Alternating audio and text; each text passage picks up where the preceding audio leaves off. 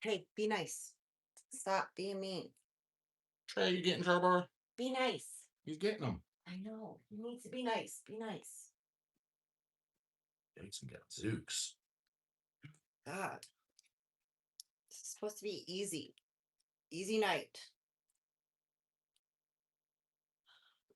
I heard you being mean to me. He is crazy. I love that. Love that for me. Be nice. Oh my goodness. You're being mean. Come on. You're being mean. Trey likes to play with Charlie. He's going Charlie doesn't like it too much. being so mean. I mean, he's just playing. No, he's being mean. Stop making excuses for him. Got Plitzkin in the house now. Yeah, guys, now we should have the bugs figured out. I put on airplane mode Thank and it's God. on Wi-Fi. Again, it's some. I think we know. It's one of these nerds that thinks he's funny. Like, let me call the dog. It's some loser that's got nothing better to do with their life. Just somebody that needs to jump off a bridge. A lot of those people out there. Oh, it's probably lonely. Good, but you'd be even lonelier in his grave. Where I like him. Put him into the grave, and then Olaf can come by and shoot an interview. Not stop ducking the dog. He ducked him hard. Hmm.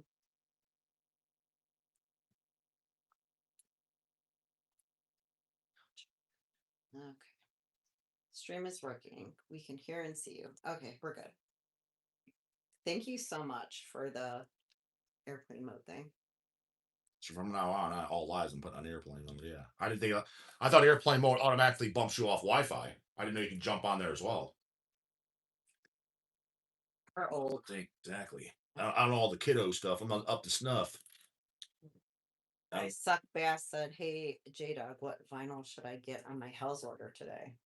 What came out today? Very good question. I'm glad you asked. Me You too. don't miss out. That was gonna be one of the housekeepings. Is in the links in the description box I just put on there now. They just went on pre-order yesterday. Finally, Dog's been trying to do them for years. Both Lord Gore albums and both FRIGHTMARE albums, and you need them both, brah. On vinyl for the first time, with the exception of first FRIGHTMARE, Midnight Murder Mania. It was on vinyl once, but I heard that it's a bootleg. I mean, it looks official, looks good. Dog owns it, of course. But anyways, Midnight Murder Mania, which out of the 4 records, that's probably my favorite, but I love all 4 because it's the 2 same guys, Gurge. Scott. It's Gurge and Maniac Neil. Watch my interviews with them. The Maniac Neil, I'm still bummed about because it's choppy. I should hit him up and do another Zoom. But both guys, FRIGHTMARE has a little bit more of a punk edge to it, and Lord Gore is more of a kind of, just a little bit more of an Empatego influence, I would say. They even cover Breakfast at the Manchester Morgue on the first record.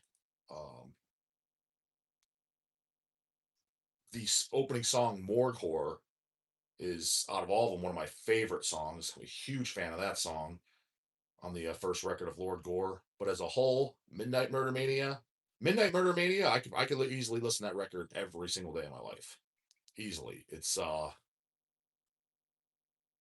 that splatter, gore, death, grind, punk, thrash. And then their second album, Bringing Back the Bloodshed, that's never been on vinyl. But anyways, those went on pre-order. The links are in this description box. The picture discs are already half sold out on those. There's 100 picture discs of both FRIGHTMAREs. There's only 100 of each. So both FRIGHTMAREs first 100 on picture discs, and both Lord Gore's first 100 on pictures. They're already half sold out. We didn't even announce it. Dawg didn't even announce it on his end. So this is the first kind of like announcement. Then Dawg announcement. Those will definitely, the picture discs, be sold out pre-orders. And those are bangers. That's what an image looks like too. Dude, the reason I checked out Lord Gore, again, watch my Gurge interview, wasn't just saying this for Flash. When the Autophagous Orgy came out,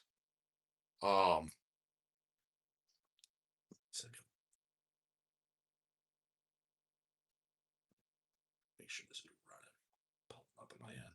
Got sidetracked, got me talking Lord Gore and FRIGHTMARE, asking the good stuff. I want to pull up the video on my end, make sure I'm up to snuff in the time frame. I want to make sure all my links are there too, so I'm not talking about ass. They're not in there, dog. Double check. Gotta paste them in. Okay, yeah, they're all in there. Yeah. So, anyways, the Autophagous Orgy, the first song by Lord Gore. I picked that up. The main reason the cover looks kind of silly, but in a good way. It's that cartoonish, like anime looking cover, but all gory as hell. Dog even owns a shirt of it, of course.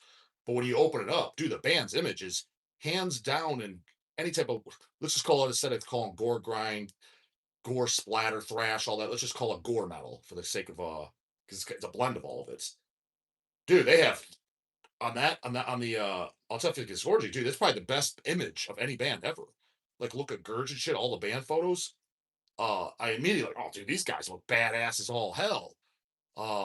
That's why I checked it out and I immediately loved it. That's when it was a brand new release on Razorback Records. And then Resickened came out, loved it as well. But neither one of those for the Lord Gores have ever been on vinyl. Those were well, I wasn't a kid when those came out, but I was a young pup, 18 or 19. It was I don't know whatever year they came out. I mean, I got them the year they came out. So, but also in the description box is the Desecrations, Murder in Mind and Human Pathway to Deviance. The Murder in Mind, there's two variants of the picture disc. They're both almost sold out. So 100 picture discs with the original green cover.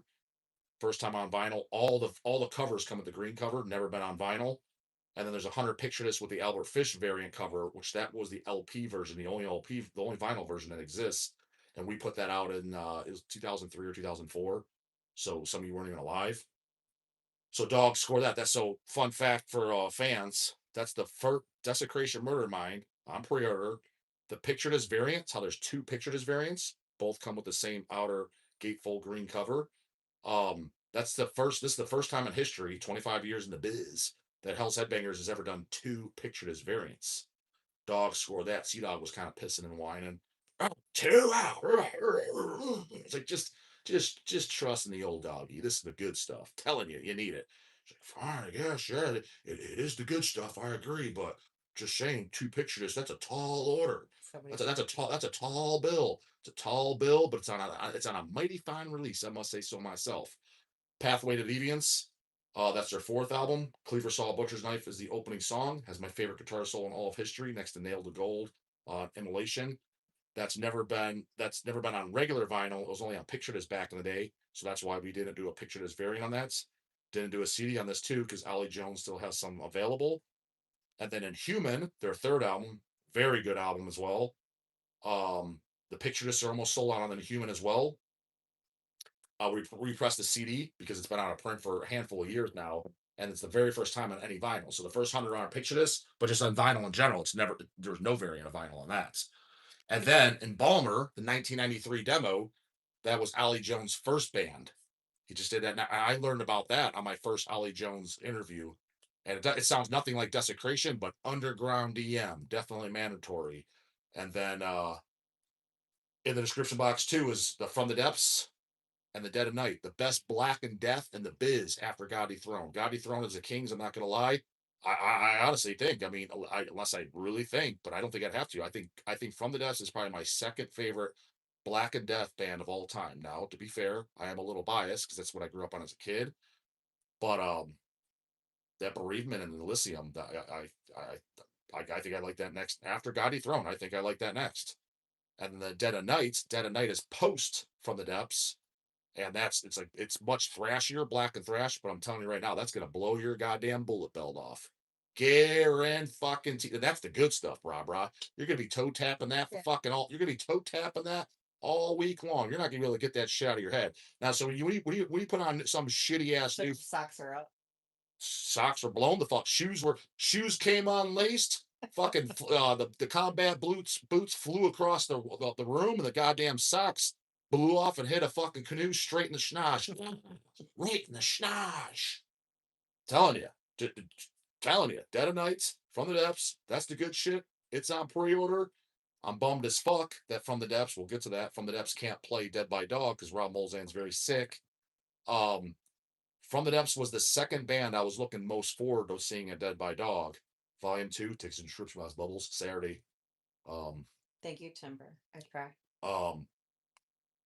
Denali was the band I'm most looking forward to, but From the Depths was the band I was looking second most forward to. One is because it's funny, the whole lineup, if I had to say, From the Depths was probably my favorite band. Again, it really biased. I heard that before all the band. Well, no, actually, think I heard Flesh Parade first.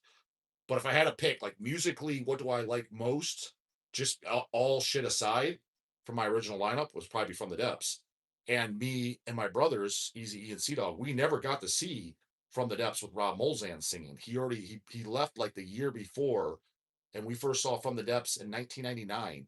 They opened up for Cradle of Filth. I'm pretty sure that's the first time we saw him. We might have seen him once before then, but at that point, Dwayne Morris was already singing for them, and he did a fantastic job too. He was playing rhythm guitar and singing, and then that's why when they carried on, watch my Rob Molzan and Matt Sorg interview in person, two-parter. They explained the exact reason. I forget why. I think Rob didn't want to do the Dead of Nights because he thought it was in too much of a different direction. So Dead of Night, which is again, it's basically From the Depths, but it's just a little bit more thrashy than even From the Depths is. Dwayne Morris sings on that and does a fantastic banger job. 5-song demo in 2001. That's all they ever put out. And even Rob Molzan said, I was like, so when that demo came out, did you like it, Rob? He's like, oh, dude, when I finally heard the final project, he's like, I loved it. He's like, I kind of wish I would have fucking sang for this here in the final product. I was like, yeah, it's absolutely phenomenal. So those are the ones you want to check out in your next order if you ask the dog. So, having said all that, bust out Grandma Smokes. Oh my God. That's what they call them, right? And Baxter, Grandma Smokes, Brian? Baxter's a bad influence. Mm-hmm.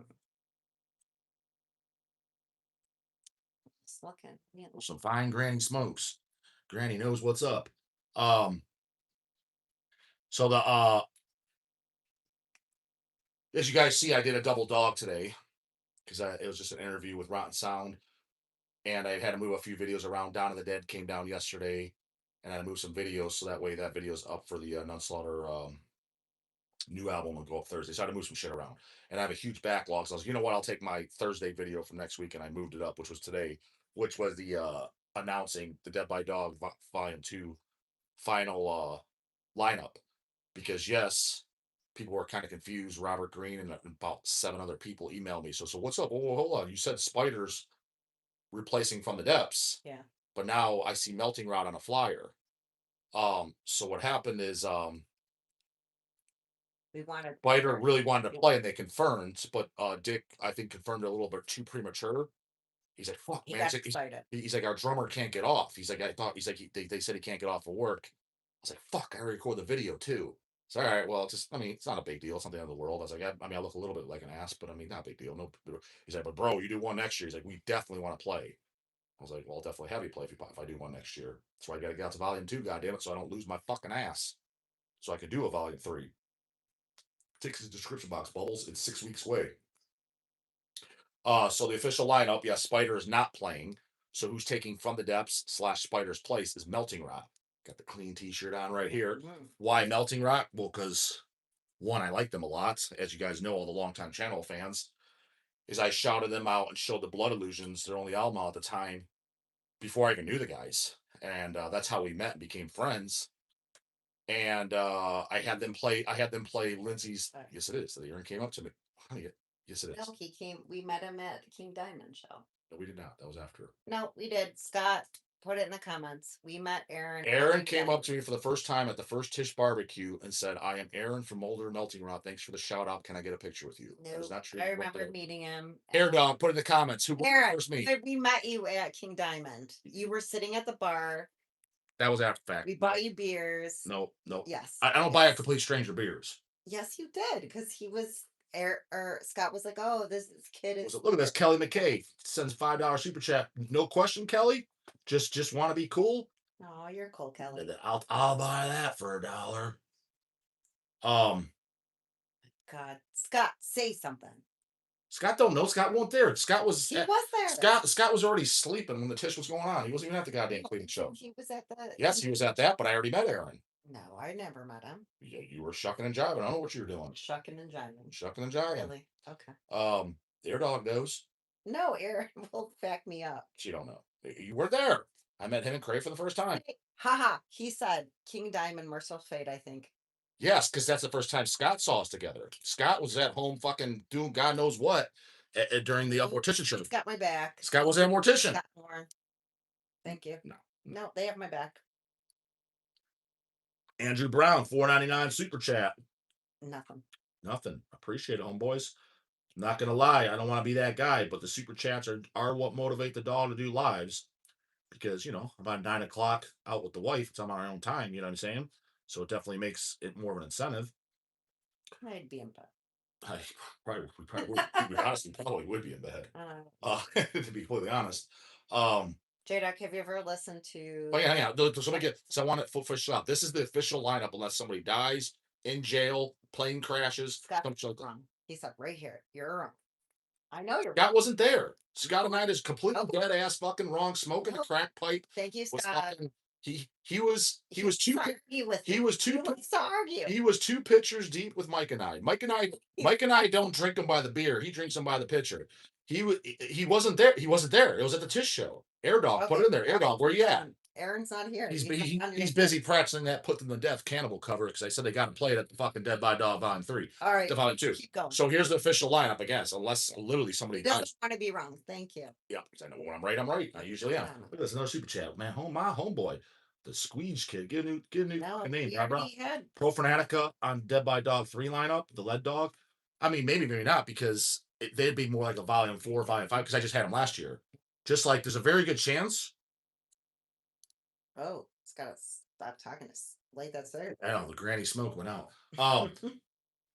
Like I really want to have Attic again, but I probably wouldn't have them next year because it's too soon. But 2028, I'd almost, because I mean that's like, I can honestly say, as far as bands currently around, the only 3 bands to where I get a fucking TP fucking in the TP boner and goddamn bed first thing in the morning, where if they're like, we're doing a new album, there's only 3 bands as far as that done several albums.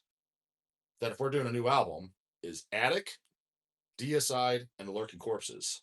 If Cannibal does a new album, it's like, cool, I'll buy it, I'll pick it up. I'm sure it's Cannibal. But those are the only 3 bands, and I'm like, I really want to see a new album from.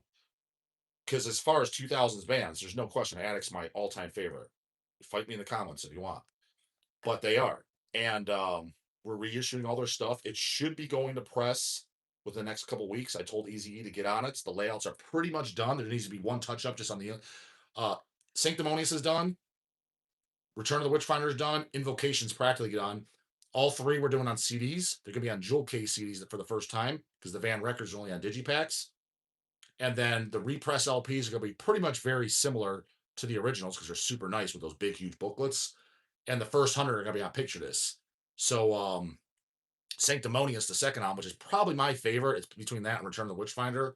It's a toss-up, but if I had to pick gun to my dick and a fucking goddamn hacksaw to my fucking nutsack, I think I'd probably pick Sanctimonious, just because the 3 songs on there, which are probably my I mean, I love the songs, this title track, Sanctimonious, Serpent in the Pulpit, and There Is No God. But Return of the Witchfinder is really, really, really, really close. But anyway, Sanctimonious is going to be a double Picture Disc. First 100 on Picture Disc, and they're going to come with Obi strips too. So those should be going to press in a couple weeks, and then hopefully be done by December, because it's 5-month turnaround time. So anyways, the Volume 3, I want to space it out. So a repeat band like Pro Fanatica or Attic, it probably wouldn't be next year. It'd be the year after if I was to do that. Hang on. I'll get finishing the lineup. I'll get to those. Yeah, I'm getting all those super chats. But the official lineup is this. So you guys know, again, unless someone dies, a plane crash or something like that, is Lord Humongous, Mordant Red, Hexea, Eat the Decay, Flesh Parade, Sam Biles and Freds, which is just Hideous Manguis. Sam's just a respectable guy. Denial of God, and the Melting Rod. 8 bands. That's the official lineup. So no Spider's not playing. More than if I do one next year, I mean, unless they can't do it or whatever, I'm definitely gonna, because I like Spider a lot, and they're really, really good live. Even Ollie Jones, watch my Ollie Jones videos from Desecration. He came here to America on his honeymoon, like because he just got married like a year or 2 ago, and he came to New York, and he didn't even know who Spider was. They just so happened to be playing there in New York. So him and his wife went out, and he's like, "Oh, that's I've seen that name. They're on Hell's Headbangers." And they went and saw him. He said, "Dude, this band's fucking great." So he bought their album, Bathe the Babe and Bat's Blood. I think that was the only album out. Um, the second album wasn't out yet. And he said Dick like bashed his head or something and it was all bleeding. So he had him at the end of the show, he had him smear his fucking LP cover in his blood and had Dick sign it. So dude, that band was fucking great. I was like, oh, they're awesome. Um, so yeah, they just couldn't do it, but more than likely next year. So that is the official lineup, so everybody knows. That's a big reason I jumped on here live because I wanted to get that, even though today's video that moved up, because a lot of people watch the lives that don't watch the regular videos. So, and a lot of videos coming up, I might repeat myself just because not everybody sees every video, and I'm an open book. I'm trying to keep everybody in the loop. So just keep that in mind. Audio engraver, pay super your chat. Thanks for that, bro. Didn't ask a question, nothing. 600 said 666, and that's 666% appreciated, brah. Gore Explorer super chat. Hey J-dawg, have a question for you. What's your opinion on the early Brazilian thrash scene, or just black thrash in general? Bro, Black Death thrash in general. Well, Black Death thrash in general, like I said, I like tons of it. In the Brazilian scene, when you say thrash, you talking about bands like Mutilator, Sepultura, Schizophrenia, Up. Because Schizophrenia is like kind of like a death thrash album, in my opinion. Morbid Visions, and Bestial Devastation, those are death metal albums. Those are not thrash albums. So the 80s stuff, all the classic shit. Volcano Bloody Vengeance is a death metal album. But the early Brazilian scene, I like a lot of it. But a lot of the worship bands, I didn't care too much about. I guess I was weird about that. Like I like a lot of carcass worship bands. But it's funny, actually, I threw on the first Anal Vomit album in the shop, the Demonic Flagellations. I threw on the shop yesterday, the one with the guy, you look at the back, because I heard that when that first came out. You look at the back of the LP or CD, the guy standing there, no drawers, just his fucking deal hanging out. It's funny, no less. It's good, but I was like, it just sounds like sarcophagus. Like I love INRI. Like I can listen to INRI every day, but there's like I don't like worship albums for it. I don't know why. Carcass, maybe because the first two Carcasses, especially, and even across his Matilda trait, that was like some of my childhood favorite shit, and some of my favorite shit to this day. Like top 10, top 15, top 20, easy. Um, so I guess I liked a lot of worship bands, like the Pharmacists and Hemorrhages and General Surgery, and but for the Brazilian scene, I didn't like a lot of the worship shit. The only worship stuff when Brazil came out is I liked a lot of the Christian worship bands, Abhorrence, Rebellion, Funeratus, Abomination. Um, there's a bunch others. Some aren't as good. There's a band called Holder that was good, not great, but good. Ophiolatry was good.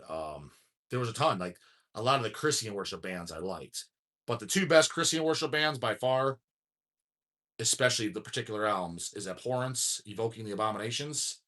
Hence, I mean, that's my first tattoo. This is the Abhorrence cross. That's my first tattoo ever. That's from the Evoking Abominations. And then Rebellion, Burn the Promised Land. Those are the two best Christian worship albums, and it's better than most Christian albums as far as the Christian catalog as a whole. But like Conquers Armageddon and well, the first three Christians, Black Force Conquers and Apocalypse Revelations. Apocalypse is probably my favorite. That's like King of Kings, a Brazilian. That's the Apocalypse Revelations and Conquers. I'd say those are the greatest albums to ever come out of Brazil ever. I like them more than INRI. I like them more than Sepultura. I understand the old guys. This guy's fucking retarded. That's fine. Whatever. I'm just saying that's my favorite. Cat stuff. D underscore RLFC super chat. Impossible to get pharmacists at Dead by Dawg 3. They play live. I don't want to get too much in this shit because I don't know what he wants said and not. Long story short, it's passport stuff. He's Ukrainian, he's in Japan. Because I asked him. But trust me, if pharmacist was an option, there you bet your ass I'm gonna be the first one to get them. Well, I don't know, maybe Maryland or something would snag them, but you bet your ass. I already asked him. He said he's like I'm flattered that you got that. He's like, and I seen your channel. I was like, you talking really positive about us. This was before we signed him too. He's like, thanks for all that. He's like, I would love to come to States and play, but he said, as of right now, I can't. I'm kind of out of his control. But yeah, because nobody's seen. I don't think they've ever done a live show. his English is a little bumpy, so I didn't get a direct answer because I asked him that if they ever played live. But from what I understand, is they never even played live ever, not even Japan. Don't quote me on that, but that's the vibe I got. The Squeech Kid super chat. Pro Fanatica smokes most BM. Shit's evil and hateful. I mean, yeah, sure is. Did you catch him at Dead by Dawg Volume 1 last year for an exclusive set, the entire first album? Only played there. If not, you missed out, homeboy. Super Coven 1392 super chat. Can't wait for Dead by Dawg Volume 2. Driving from Iowa, day of my birthday. It's great. It's a great way to spend your birthday, homeboy. Long drive, right? Iowa doesn't seem close. Andrew Brown super chat. Killer lineup. Can't wait to see Denial of God and More Damn Red and Flesh Parade killed at Milwaukee Metal Fest. So can't wait to see them again. That's what everybody said at Milwaukee. They said the Flesh Parade blew their socks clean off. I believe it. Harvester, Goat Moon at Dead by Dawg Volume 3, or any chance of it. I don't even know if those guys can get in the country. I don't know what their deal is. I mean, I can't even get them Wait, who? Goat Moon. I can't even get their asses to reply to a goddamn to do a fucking Zoom interview. So You know, Archcode got in. They're doing a well, show. yeah, they played our fest shit. Of course, that's no problem. Well, I'm just saying again, they did. I was kind of surprised. So I mean, go when a band can't even do a goddamn Zoom or even reply to say no, that doesn't. It's just things like that just tells me kind of like, are you even capable, man? Like, are you capable of getting on an airplane and doing shit? Because if you can't reply to a fucking email, um, even to say no, like, or you just pass up free game, it's like, it just kind of says a lot to me about your work ethic or where you're at. The second Iraq person in here. That's amazing. Iraq? Yeah. Somebody else just said, got Iraq in here. Let's go. There was another guy up top. He said he was from or maybe Iran. Sorry. You like a Mon or Moth dog? I checked. I mean, the first couple albums were pretty good. The Crusher and shit. I mean, if you would have asked me at 16-year-old, I'd be like, fuck no, I never listened to them because I just assumed that I wouldn't. But what is it? The Crusher. I listened to that one. And what is it? Once Sent by Golden Gates or whatever. It might have been that one, but definitely the Crusher I listened to. I was like, this is pretty goddamn good. I'm not gonna lie. But I was super late to the game. Yeah. Zach keeps asking, is it going to be in Arizona? He must be from Arizona, right? Zach, you are from Arizona? Where at? To be honest, that might be way down the road if I was to do that. That I threw that idea out there just because, dude, this shit's a pain in the ass. Michael Soongra, super chat. J-Dawg, what does C-Dawg do at HHR? He does a lot. Yeah, I mean, he's at home doing it, but I guess the behind the scenes boring shit, you should say. Yeah. He's the one that does all the stocking. I could say he's the one that stocks all that. He's not hauling anything in the warehouse ever. He's never touched anything in the warehouse. You mentioned very often he sleeps all day and works from home while you're hauling ass in the warehouse. He decides he decided say hi, Bubba. He chooses on his own to work third shift. Hi. Now, why you would do that, I don't know. I mean, there's literally tons of research that shows it takes minimally 5 years off your life because it fucks up your circadian rhythm. But he likes to do. I mean, it's his body. Do what you want. I mean, he can come back with all those. Does not. He could say all that stupid bodybuilding. Do layout. You could say all that stupid bodybuilding and steroids took 20 years off your life. So who am I to argue? I'm not going to sit there and I'm not one to sit there and say, hey, you did this. This can take years off your life. I'm the most guilty motherfucker. I probably took 20 years off my life. So if I have my grandpa's genetics, who's almost 100 years old, I'll be lucky. But doesn't he have a great cheetah print? He's so beautiful.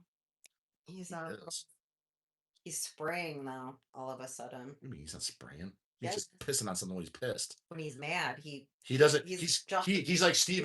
He's like Steve Sheen. He has to have a squeaky clean John. Watch my first Steve Sheen. That's not when he gets mad. He can't go. He doesn't have his litter completely squeaky clean. Then he gets mad. Remember his litter? Yeah. He's got to have squeaky clean Johns. Right. Steve the Machine. Steve just texted me today. So the volume 2. The volume 2, Steve Ashima. Picking that up. It sounds great. The volume 2 Steve Ashima piano project's done. It's all red cover, red vinyl. He sends me the image. So check them out. He said they came out looking pretty spiff. I was like, yeah. I'll take more like the first deal. But he texted me back this morning. He's like, yeah. I was like, I'll send those out when I get back home. Right now, I guess they're in France for Hellfest. But Steve just texted me actually this morning. And there's Evie. So that is Evie. Elvira. Whose cat is this, honey? My cat or your cat? Yeah. It's Elvira. Who does Evie sleep on every night? You. Yeah, she's like mine. I don't know why. Yeah, whatever. The theory is because when we went to go pick, well, we were trying to get a playmate for Snake at the We time. got all the pillows, King Diamond, Deicide. I have some obituary pillows. They're all from Etsy. I will, You talk. I got to if you need anything, just let me know. You get I'll let you me? know where it came from. You get me, bees? She's adorable. Come here, girl. You got one cat. You need more than one cat. It's terrible. Should have more than one cat. But I love the girl that does these pillows. I just send her whatever I want, and she just makes pillows for me.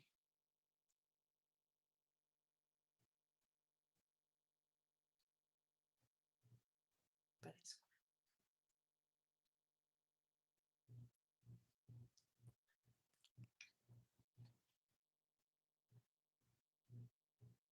oh, that's so cute.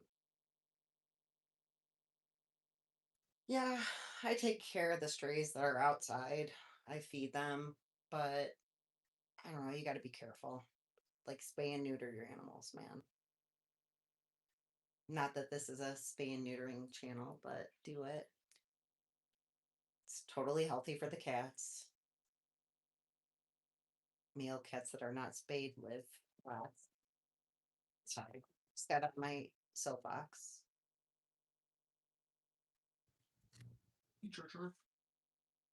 This J-dawg drinking a Paul can of King Crover. What are you drinking? Oh no, he's drinking the pussy. I said pussy pink. Yeah. Move over, goat penis. This is fucking goat pussy. Color of pussy. Pink. Just the way I like it. And they are mighty scrumptious too, I must say so. Oh, more housekeeping, guys. So put in the comments, Scott and I, if I'm wrong.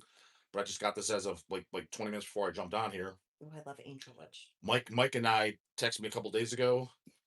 He's definitely coming down. He got tickets for Dead by Dawg Volume 2, tickets description box bubbles.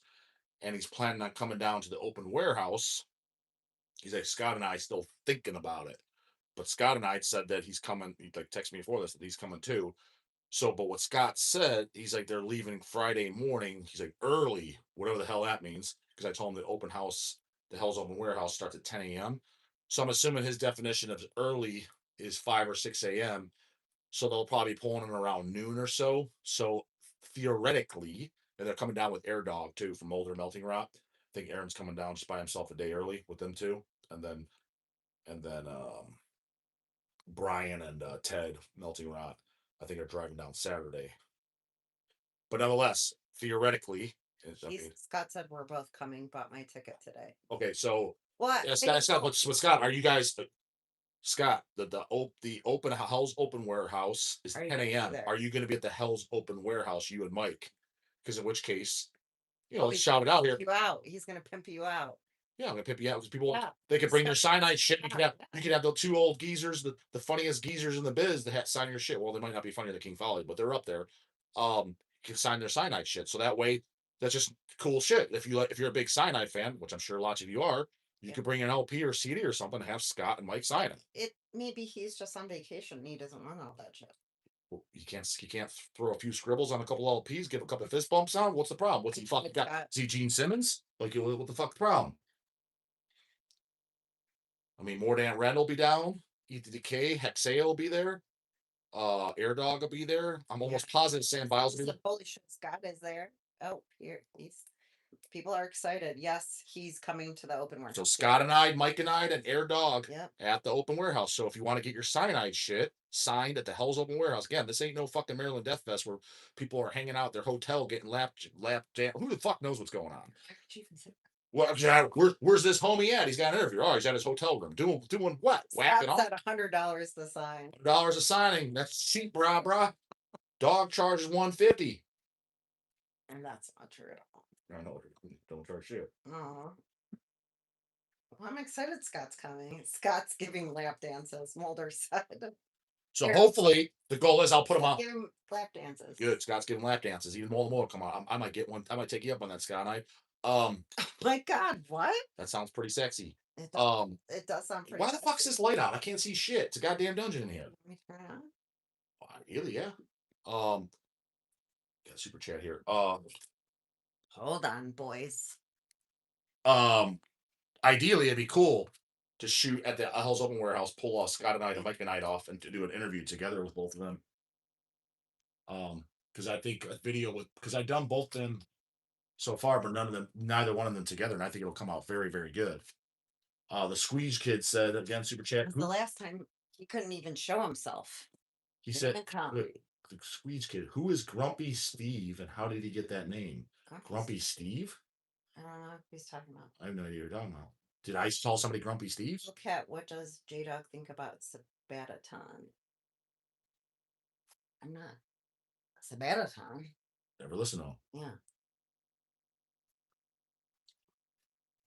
Wait, who is Grumpy Steve? No idea. The Squeegee Kid? These guys hear a lot of stuff. Like I don't know. Like they charges $2,000 for signatures. He'll be. He should be there too. All the ETK guys. I'm pretty sure they're coming. They said they're coming to Open Hell. And Steve Tucker. I mean, I met him once when I was 16. That was some 41 now. What was that? 25 years ago. I mean, does that count? I mean, he seemed kind of grumpy at the stand, but I don't know. Maybe someone's shitting his cereal that morning. Who knows? Maybe he's on a bad day. I mean, he didn't tell me to suck a dick or anything. He just seemed like he didn't want to be there. I like this. Cable asked, "Are you doing fan interviews this year?" Are we doing what? Like fan interviews. Like if somebody wants to come up and do an interview, are you? Yeah. Patrick from Breda is doing all that again. Yeah, absolutely. Oh, Mickle, you're so sweet. Yeah, Mikal Singrove, send a super chat again. J-Dawg, did you hear what happened to Aaron? So Odd from Sinister? Yeah, I did. Awful. That's part of the reason I recorded the video and put it up for Maryland Death Fest with Danny Nelson singing. Saw they found tumors in his abdominal area that had spread throughout his body, including his brain. On May 13th, he stopped breathing entirely. Yeah, I mean, he's definitely he's doing a little bit better now. We did get a couple like updates, I think. Not like just like specific oh my god. Jordan Saley. Justin, what time do you think you'll be at Ohio Death Fest?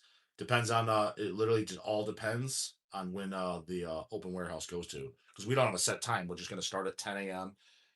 Might go to 4, might go to 6, just depend. Let me interview you. Yeah, let's do it. Huh? I think you said that the one time at the warehouse, Aaron, and it makes it easy for me because I'm used to the one that kind of come up with the material off top of head like that. And honestly, interviewing my friends like Aaron or Dawn of the Dead, who I've had on multiple times, those interviews are actually the hardest because I blew my wad already. Like I already know, unless something new came out, like maybe say a new record, they're a little harder to do because I don't know what to talk about.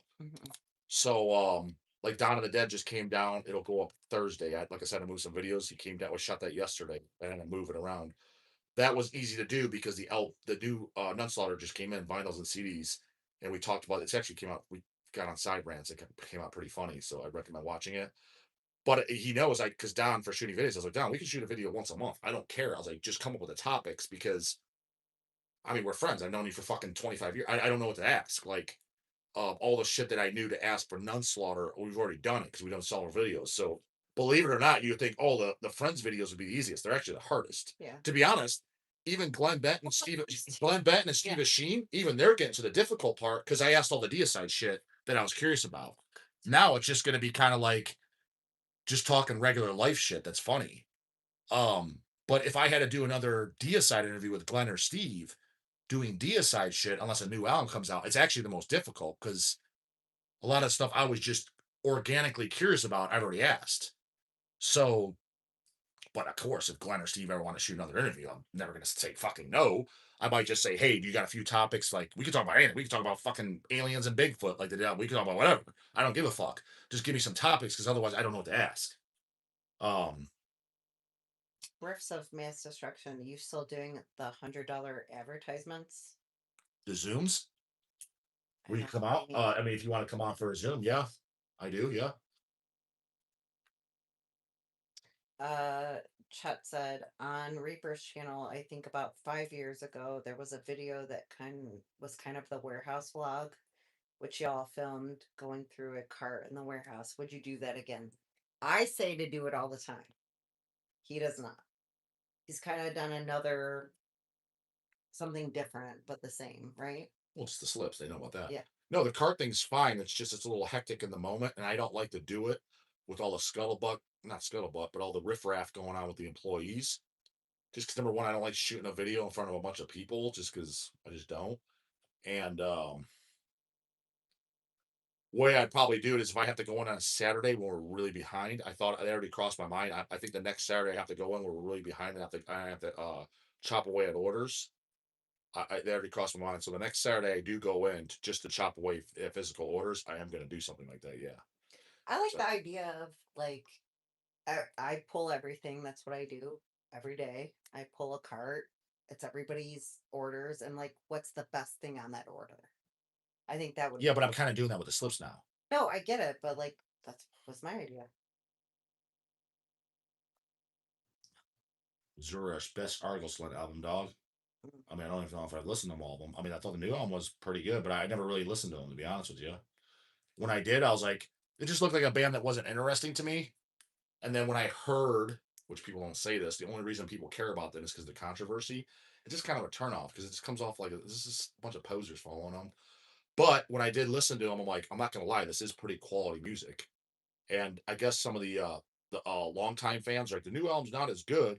I threw it on when it came out. I'm like, I don't know, this is a pretty good record. I'm not gonna lie. I was like, I don't know much about the band. I mean, other than pulling and shit, but I'm not like I can't hear guitar their songs and shit.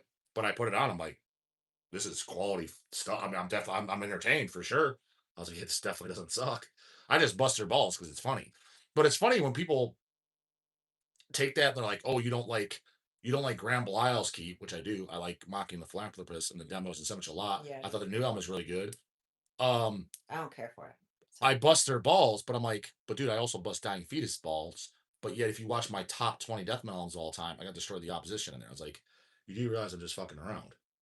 The Squeech Kid super chat. Dog, you or Scott ask Don your questions and you're gonna get the same answer. Bra bra, don't dig the new shit. But hey, the demo's pretty good.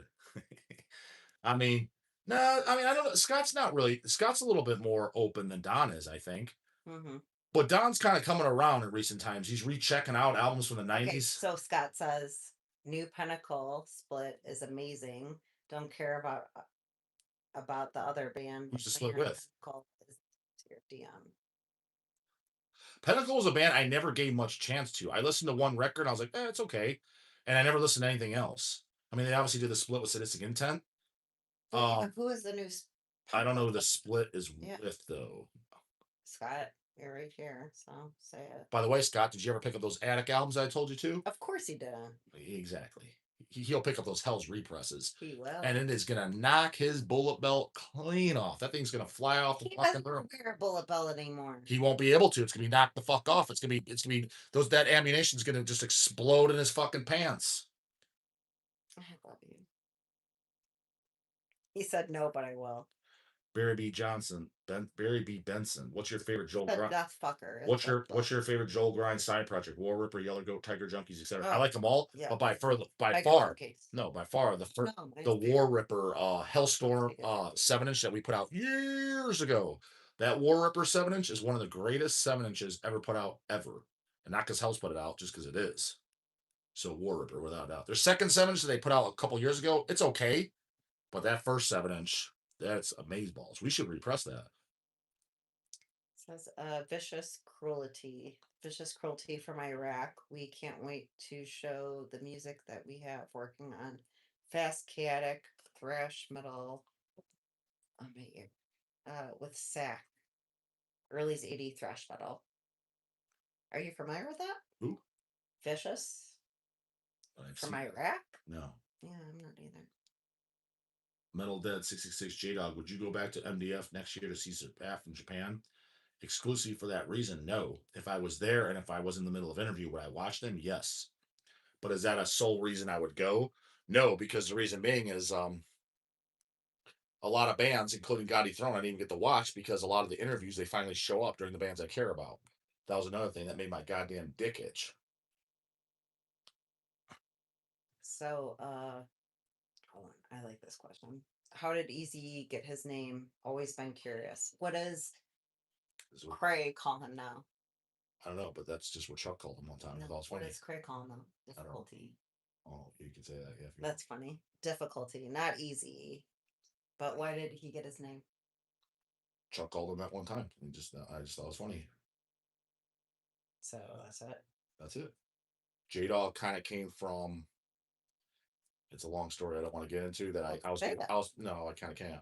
I was being a huge smart ass on some fucking legal forms, and then Chuck called me at once, and people thought that was my name, and that was it. We just people thought out that people just started calling me that. They said it on Hellcast. I was like, oh, I guess that's my nickname. Like I didn't name my name J-Dawg. It was just a smart ass thing that was said in the warehouse to be funny, and it was said on camera when I jumped on Hellcast to help Craig out with the podcast. And I was like, because Craig's nickname through Crucified Mortals is Reaper. He gave himself, I don't know if he gave himself that name or whoever, his stage name was Reaper with Crucified Mortals, and he used that in Nunslaughter. So everybody had these code names, stage names, whatever you want to call them, and it just said on camera. It was Tommy Redefining Carnage because he was doing the producing for the Hellcast episodes, and he just said J-Dawg. That's what he was calling me. So I was like, oh, I guess that's my name. That's how it came. I didn't call myself that. That's how it came out. No witty name devised. Dog, are you pressing the Attic demo on Pick LP? So right now we are not scheduled to do the Attic. Cagliostro, the singer, knows I'm very interested. I was like, let's repress it, do a CD LP, and I would want to do the first 100 on Picture This. Yes. Cagliostro said, he's like, yeah, let's get these albums out first. He's like, because I need to go through stuff. He said, we want to include bonus stuff, photos, possibly some unreleased recordings and stuff, whether it be a bonus track, whatever from back then.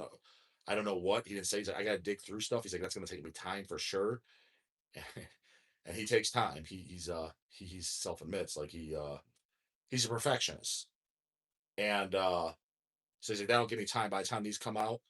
But it sounds like Hells will probably be doing the demo. I can't say officially that we are because he didn't say Hells is definitely doing it. But I'd say there's a very, very good chance. I don't know if my goal is that they're very satisfied with how we are as businessmen in our production. Can you grab me one of those pussy beers?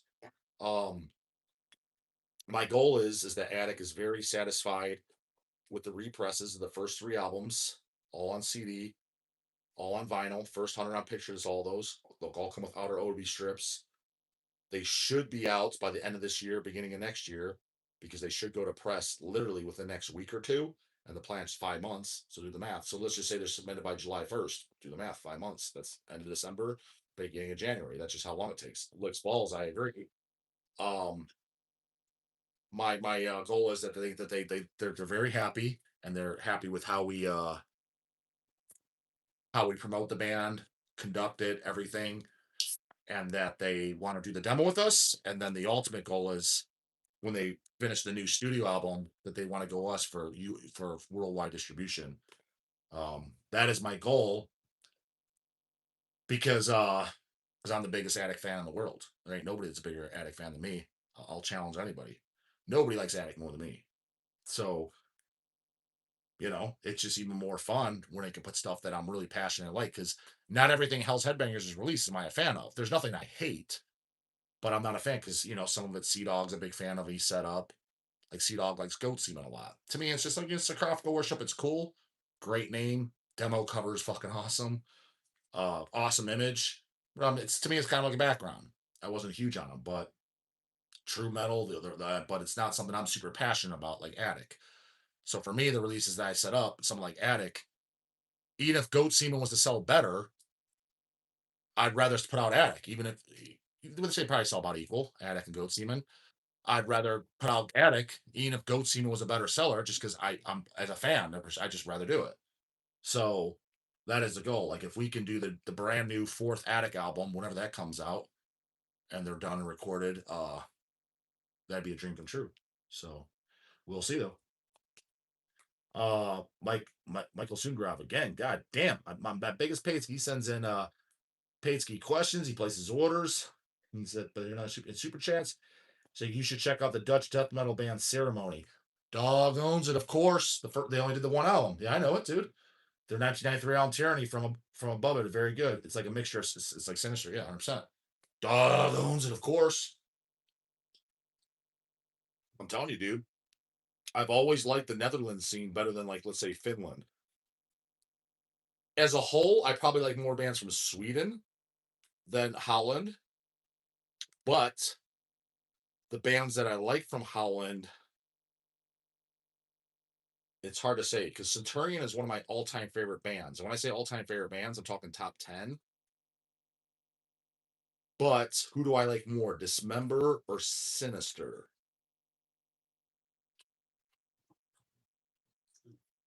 Close call. I mean, I don't know. I mean, I like every Dismember album. I don't like every Sinister, but those first 5 Sinisters that I do like,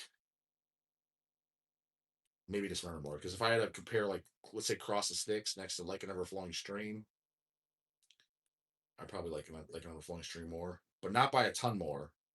But then they got Gaudy Throne, and Gaudy Throne is my favorite Black and Death band of all time. Again, From the Depths / Dead of Night is my second favorite Black and Death. Oh, I mean, Dead of Night's more Black and Thrash than Black and Death, but From the Depths is my second favorite Black and Death band. But my favorite Black and Death of all time, especially uh, Grand Grimoire and Bloody Blasphemy. But I like their whole catalog.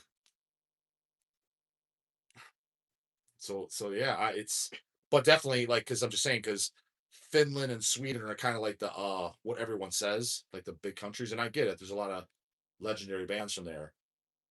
But I think I'm the only person in the metal scene that'll say I prefer Holland over Finland as a whole. That doesn't mean I don't like bands from Finland. I like tons of bands. But I'm just saying, like, I don't know if you'll ever hear anyone saying that Finland metal scene bands come for is better than Finland. I you almost probably never hear anyone say that, but that's what I honestly think. That's Okay. Like you the know. dog pound. That's funny.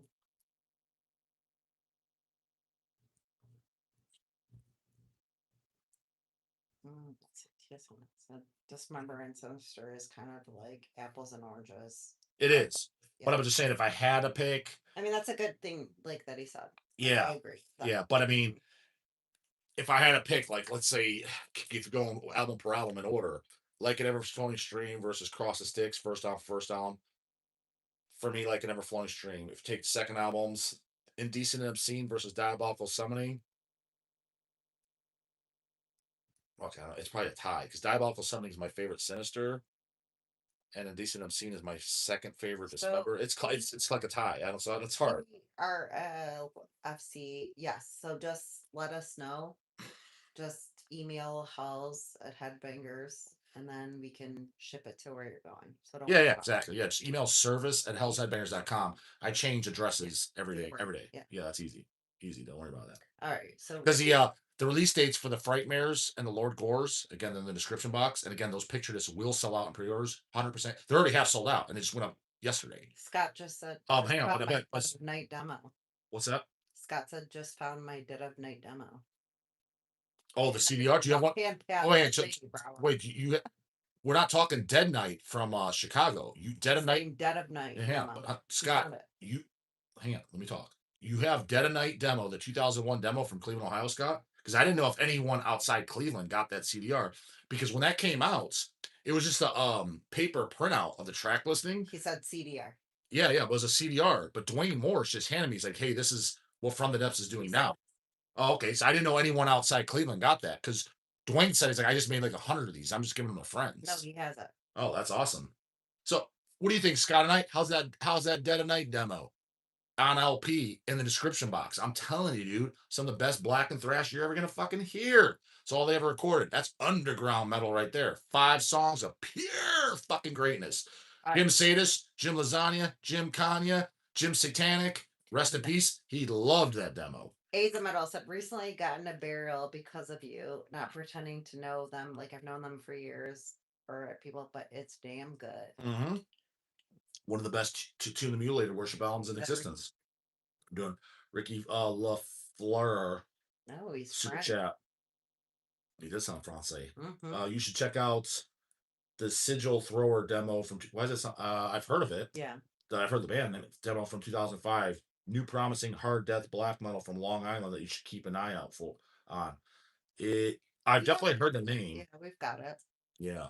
Again, a lot of stuff I heard of because I pulled it, but I didn't hear it. Spider Cthulhu Carnage. Watch my backlog. You know I was here, we hell. see. Yeah, that's what I have, Jeff. That's the scene. Yeah, Scott. That Dead of Night you handed me, just like that, and that Sublime Dwayne Morris handed me that when it first came out. And I instantly loved it. And then that same year, I could show it. or maybe it was a year later. Good. Show it. Yeah. That same year, or it was a year later, they did a show. What?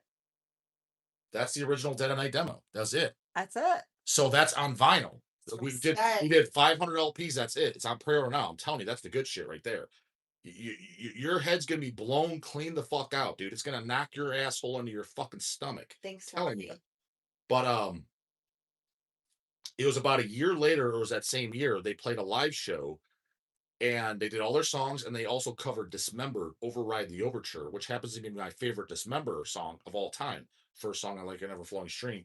And I was blown away because at that time, at least I didn't know of anyone, no one covered Dismember. And I was like, why doesn't anyone cover Dismember? And it's funny, years and years later, on their second to last album, Evil Incarnate, they cover the same song, Override the Overture. And then Entrails on their demo, which was fantastic, they covered Casket Garden. So there's bands that have covered Dismember, but in 2001, who the fuck do you know that covered Dismember? I'm not saying no one did. I'm sure somebody did, but I can't think of anybody. And at least at the time, in 2001, I was 16 years old. I never heard anyone cover Dismember. It was easy to find a band that covered goddamn Venom or Celtic Frost or Black Sabbath. That was no easy peasy to find. Wait, Scott said no posers here. No posers here? Yeah. That's right. It's got Dead of Night demo. Right. Exactly. Scott and I owns the Dead of Night original demo. See, that's what I'm saying, dude. Poser. A real metalist owns it. So I'm saying a real metalist, granted that's obscure, but now you can be in the Real Metalist Club and you can get the LP. It's in pre-orders in the description box. This metal said I can't make it to Dead by Dog. That's on you, People dude. not here in Arkansas. Should I buy tickets just for support? Would that help or hurt? No, You don't have to, but it definitely helped because right now, in my opinion, ticket sales are down to where I think that, well, I don't know what they were at last year at this time. But the point being is, if this one's success, even if I break even, plus, if I lose $500, 500 or 1,000, if I was to lose 500 or 1,000, I'll definitely do a third. But if I lose 10,000, I won't do a third. Or if I do a third, I had a backup idea. If I was to lose 10 grand, the only way I'll do a third is it'll be a downgrade version. Still cool, but I would bring no overseas bands. I'll bring just bands that surround. I might get like Deceased. Abominog's almost guaranteed no matter what. I want Abominog. Amazing. Spider.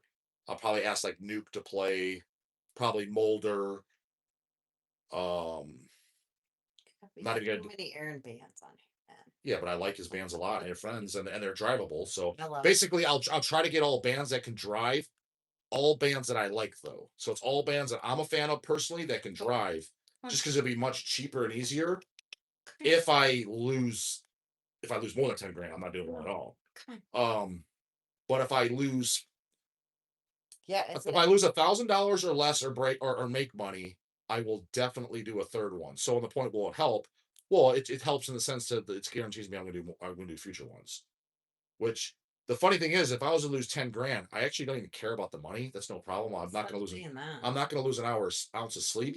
But as a businessman, I'm not gonna keep doing them and lose money.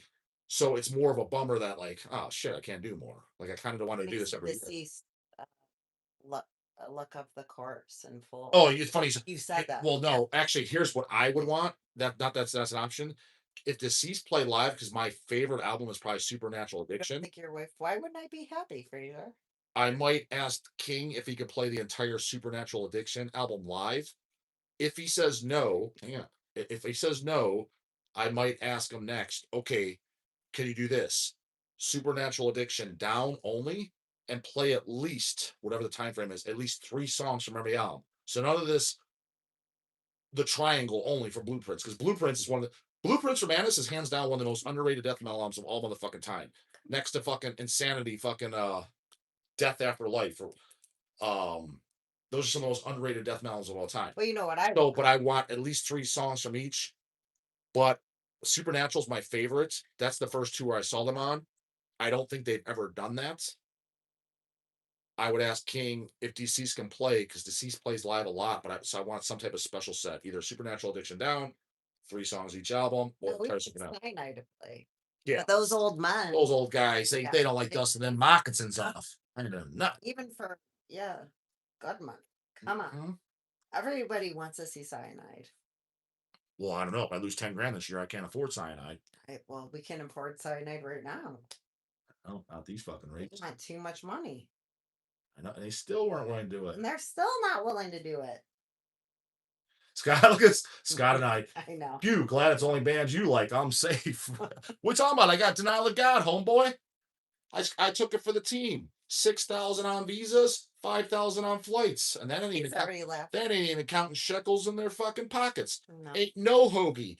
Denial of God's been around since 1993, 93 or 92, over 30 fucking years. Never once been on U.S. soil. They are coming to Dead by Dawg Volume 2, playing August 1st on a Saturday. One-off show, 75-minute set.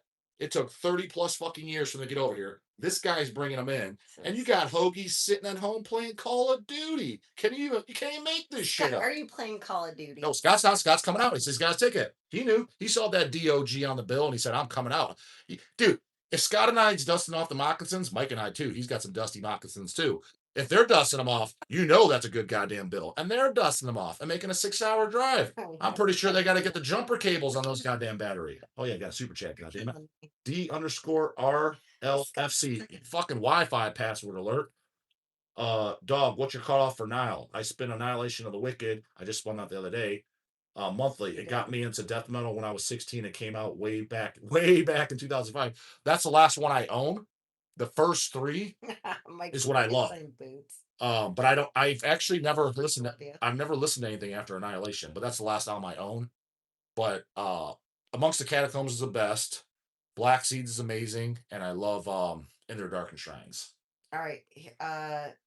Chet said, "Who's got the dustiest of the moccasins in the metal section?" Scott and I, and Mike and I. Oh. And they're dude. Just to come out to Dead by Dawg, they saw Denial of God's playing. They had to wipe them cobwebs off, and they're like, no, blowing the dust off just to come. They saw that lineup. They saw that good lineup.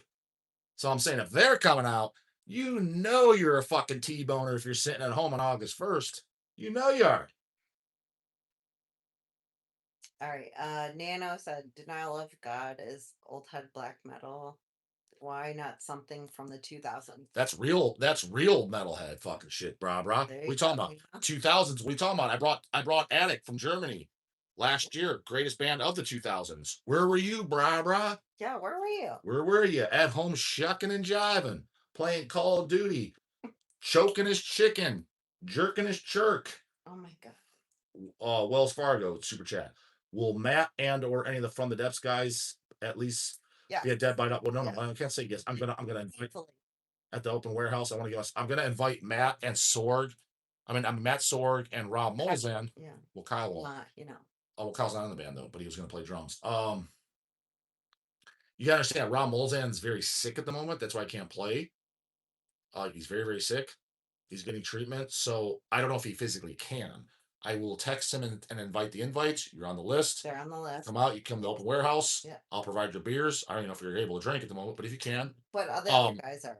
Matt probably will. Sorg, the guitar. Yeah. Keep in mind, Matt Sorg, it's his band. He wrote all the shit. Mm-hmm. I will extend invites to them, but I haven't yet, so I can't say that they will. So don't hold a gun to my fucking cock. But we know them well, and I hope they will come. I think that they're all very sad that From the Depths is not playing. They were all very excited. So I think they will be there. We could ask them to be there. It'll be fine. That's like King Diamond without King. Yeah. I mean, I get it. I mean, dude, Rob Molzan, his vocals and From the Depths and Decrepit. I mean, he in my opinion, I'm just telling you again, it could be biased because I'm a kid. I always love that guy's his black metal style vocals on From the Depths and his death metal vocals in Decrepit. Is I love that guy's vocals, like insanely good. And don't sleep on his more recent band, Curse of Denial. That shit's fucking great. Fan fucking tastic. 2 paws way the fuck up. Curse of Denial. Very good stuff. They did 2 full lengths and 1 EP. Highly recommend it. That's 2,000 stuff for you right there, brah.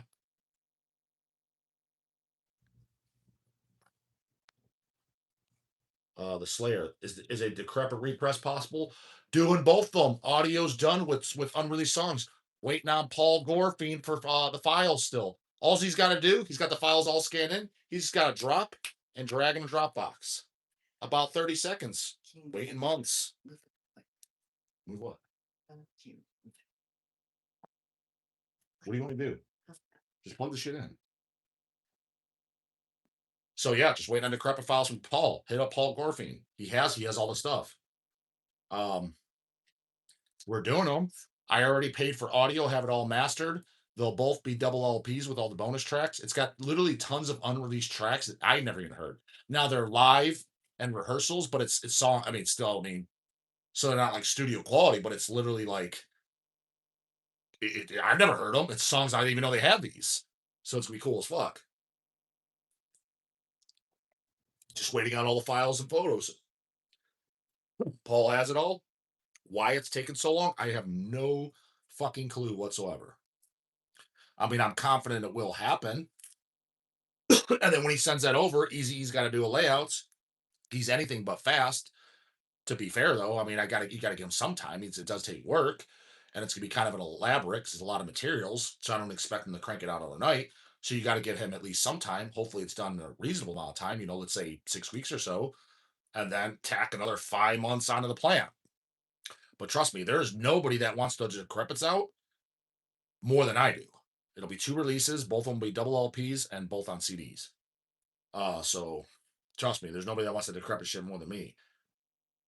But just waiting on other people. Why it's taking so long, I have no idea. Look at this. Ian's in the comments. Cheese sock. Ian, change your goddamn user ID. Cheese sock sucks. Change it to Burial Ian. Are we gonna see any of those Parma guys at Dead by Dawg? Parma guys, Ian? Shit, no. It'll be 2 guys from Parma out there. Where are all the Parma guys at? Who knows? Who the fuck knows? You would think Denial of God playing in their backyard, because to give you an idea, the Mercury Music Lounge where the show's at, Parma, I'm not even exaggerating, is like literally 15 minutes away. They'll be at home doing who knows. I mean, I'm not saying nobody from Parma will be there. It's 100% true. There'll be less than 10 Parma guys there. I think facts are not attacks. Facts are not attacks, bros. They're not.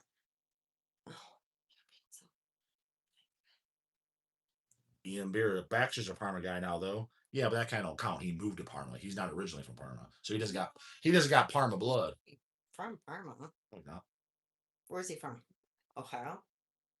Which is where? Ohio is Parma. Super covered super chat. Can we take selfies? Can we take selfies in your office during the open house? Maybe. I mean, not that area is going to kind of closed off because my office is really small, so it's kind of like it's really small, so no. What, like? I mean, all it is a desk computer, and then I got a bunch of fucking return packs and shit. It's nothing interesting. Yet. A microwave and a fridge. That's it. That's literally all. More Texans will be there. So you're not missing anything. People. Oh, they want the microwave. We could move it. I mean, it's a microwave, bro. Like, what do you want? Like, no, we could move it. Any chance I convince Hemdale to play for Volume 3? Maybe. I'm not against it. Maybe. I don't. Evil Incarnate?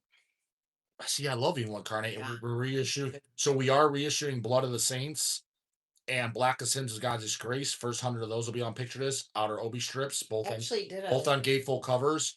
My only problem with Evil Incarnate playing is I don't want any of these goddamn cancel cups showing up with their picketing signs because they're a naughty waddy band, which is. I actually did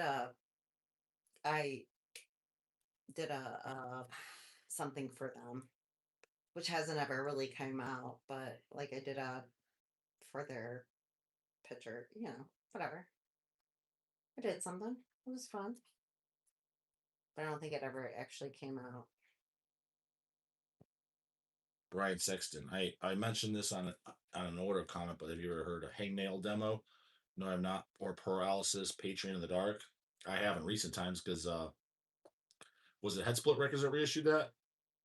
So that's when I heard that. I was super late to the game. AIDS Metal Super Chat. Does Dog celebrate Halloween? He does. I don't know if I celebrate amazingly. it. I hand out candy. What do you mean you just hand out candy? Seems like you guys would have a blast trick or treat house on the block. We do. I don't know about that. What are you talking about? We dress up for our niece every year. It's like a theme. Last year we did WWE wrestlers. He dressed up as Hulk Hogan. Yeah, we totally do, and we hand out the. He's got the hairline for it. Okay. Letum Vulture. What's up, J-Dawg? Would be cool if there was some reissue of Flesh Grind Destiny for Defilement or Gore Ride and Mutilate Minutes, by the way, like those FRIGHTMARE reissues. Only problem is those were recently done. A funny thing is Flesh Grind Destiny for Defilement, I tried putting that out right when Rich Lipscomb died. But what's that label? Corpse Crystal said that he's doing it, and he did do it. I mean, it kind of looks like shit, but he did do it.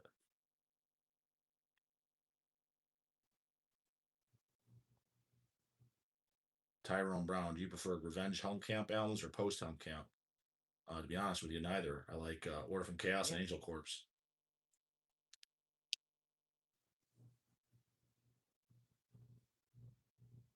Don't do scary stuff. We do the funny stuff. Jura's favorite Oasis band, J-Dawg? No. I guess Graham Blowski, if they count. To me, that's Bud Light racism.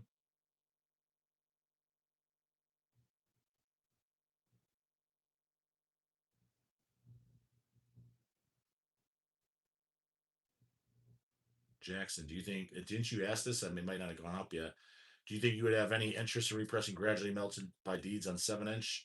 It wouldn't fit on a 7-inch. I know you guys have worked with the band before. We have never worked with the band. I've been trying to do the first 5 albums for 20 years, and they don't reply. I think I answered your question though. The video hasn't gone up yet, but Gradually Melted wouldn't fit on 7-inch, and Unique Leader is also is unique. No reply. I was contacting them to do those literally back when Eric was alive, and they got no reply.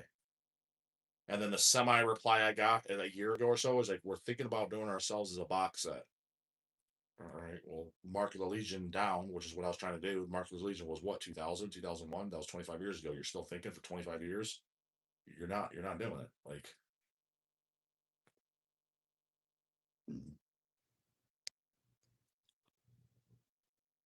Oh, that's good. The Slayer asked, is Shadow Kingdom a subdivision of HHR? What's the story behind that? we do the fulfillment for them. That's the story. That's the story. We do the fulfillment for it. That was easy, huh? Yeah. A lot of shit's more simple than you guys think. The squeak is, why does nobody reply? That they ain't go-getters? They ain't. Everybody sucks. That's literally the reason. And that's why they're not doing much. I hear Unique Leaders struggling. Not my words, just what I've heard through the grapevine. Don't know that it's fact, just what people said. They said, well, you don't reply to emails. That makes sense. Your work ethic sucks. Wait, why is the worm a poser? I kind of like the worm. I don't know. Did you say anything bad about him? I didn't say shit. I like worm. It's kind of like, Cradle of Filthy. I like it. Gage Gordon, are you going to book Satanic Moormaster or what?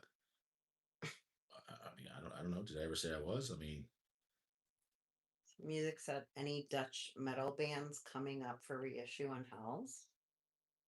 Centurion. Those should be going to press soon. Purest Fire. Purest Fire and Corzon and Chaos Gods. I like Worm. I agree with Supercone. I mean, they're pretty unique. It's kind of, something I enjoy listening to. Jaws X. Have you heard that new Funebrand dog? Had the 10-inch, didn't care when that first came out.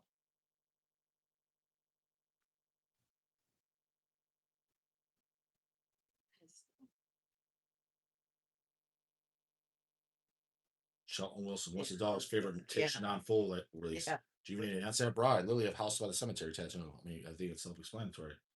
House by the Cemetery is the heaviest recording in existence. Heaviest record ever. Nothing's heavier. With that rawness, no doubt about it. No, Profanatica is not signed to House Headbangers. Yes, they are. No, the new one. It's not. The brand new one? Yeah. I mean, we did the last thing they did. Yeah, we did. That's one, but not this. The new one. I mean, they have another one coming up that I don't know about. Pretty sure. It's kind of posted, so. Naked Whipper. What do you think about that? I actually like Naked Whipper a lot. I thought they were okay. I like them a lot. Czech Republic band. Do you have a favorite? No.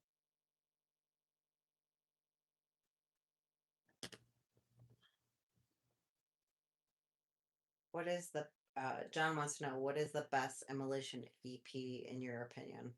What do you mean? They got like 2 of them. Yes, a question. Yes. The Hope and Horror probably because I got it originally as a 10-inch. I would say that.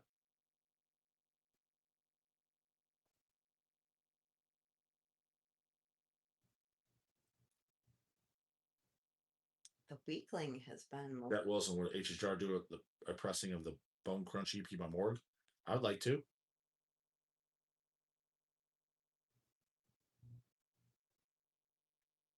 Who's the best USBM band in your guys' opinion? US, probably Profanatica. Yeah. Profanatica or Summoner Sathanas? No, Profanatica for sure.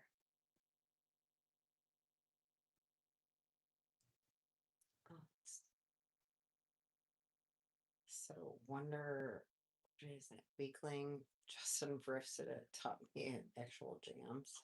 Sure does. The Doom Dustless is really good. I will say that. I think it's so much better than the systems. I really enjoy it. Dollars. Chet was favorite track off the recent HHR comp From the Depths. Oh. The Slayer, Thoughts and Sathans for PA. Watch my back, all blah blah. First Down Black Earth is Amazeballs. Demos Amazeballs. Jaws of Satan. If you don't know that, you're just a poser. Andrew Brown, Super Chat. J-Dawg, any update on the Pharmacist repress of the first record? It's been at press. So I'd imagine it's probably going on pre-order pretty soon. Let's say maybe next month it goes up for pre-order. Unless there's something I don't know behind the scenes. Easy and C-Dog fucked me on something. But to my knowledge, it went to press ages ago. I love this. My family and I are camping right now, blasting Nunslaughter CDs. Old Hypnosis. Dog, it would be awesome if you could do a video of the Rochester Brothers guys. Cheers for the Rochester Brothers shirt too, by the way. I know a guy that's best friends with him. He said they would never go on video because all the cancel cunks. But I would love to do an interview with Rochester Brothers, but he said he would never do it. Oh, do you like gold? Watch my back, all I love him. Yep. Michael Sungrov, super chat. Business question: what is the busiest time for HHR in terms of volumes / orders? Christmas, Halloween. So generally speaking, October 1st, No. all the way until the first week of Christmas is our busiest times. We're slam nonstop.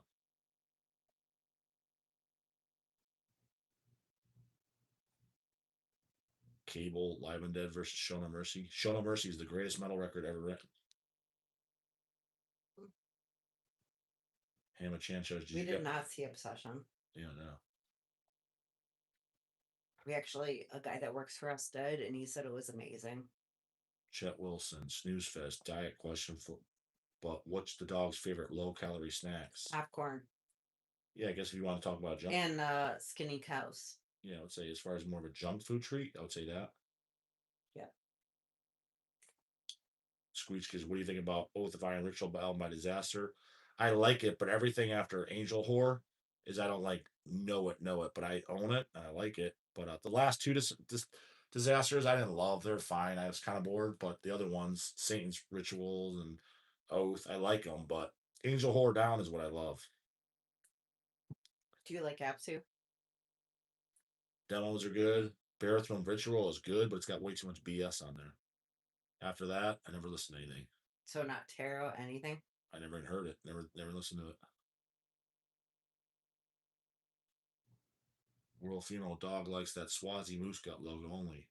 Moose gut's good, yeah. Moose gut is good. Sounds like goat moon. Do you like Death Spell Omega? No. Latin Vulture, which do you prefer, the latest Urn album or the latest Disaster album? The latest Disaster album I thought was boring, and the latest Urn album was the best album of last year. That was the album of last year. Demon Steel, best album that came out last year.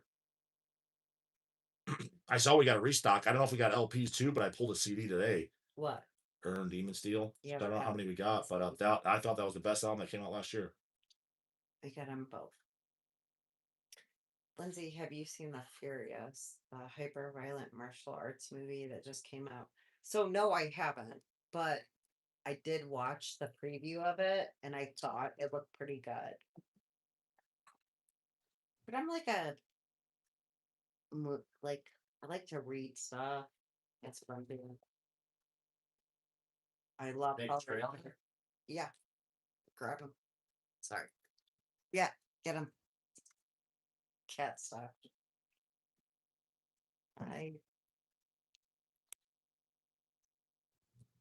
There are so many good breweries in Lakewood. There's so many good ones.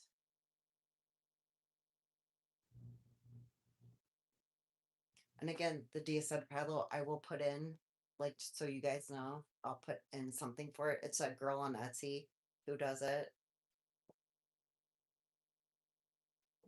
Oh man, the banana man suit thing that you just brought up. I've been reading about it. What did you think about it?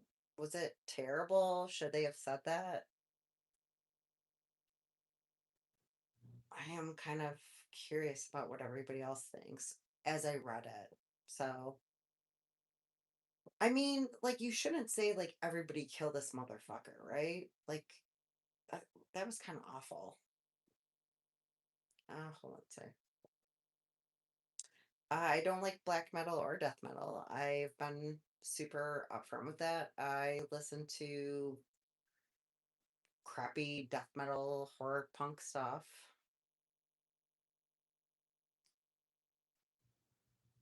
I read a lot. Oh, okay. You like that clever Rex? Of course I do. Poppy Z Bright. I would love for anybody who loves to read to look those up, please. It's a game changer if you read. Hold on. Let me come back here. Okay. Cheers Dog from Hellfest, France, flew out from California to check this massive event out, checking out Carcass, Old Man's Child, and see Slater, rather than being stuck in the huge stage for Megadeth.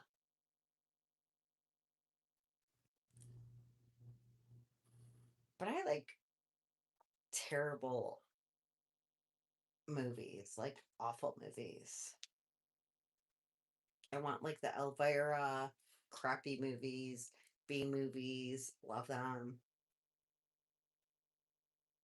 It's like my favorite stuff in the world. That's what I watch falling asleep and Modern Family. Can't help myself. Yeah, it's funny that you're out there because, like I said, checking out DSI later. Steve just texted me this morning. He said you guys have. No, I love Clive Barker, but what I'm saying, if you love Clive Barker, then please check out Poppy Z Bright. They're pretty much out of print. You can find them probably from somewhere else, but it's amazing stuff. Poppy Z Bright, Early Anne Rice, like the Sleeping Beauty books. It's amazing. And then I'm done being a nerd. Go ahead. Oh my god, yes, you've got it. It's amazing stuff.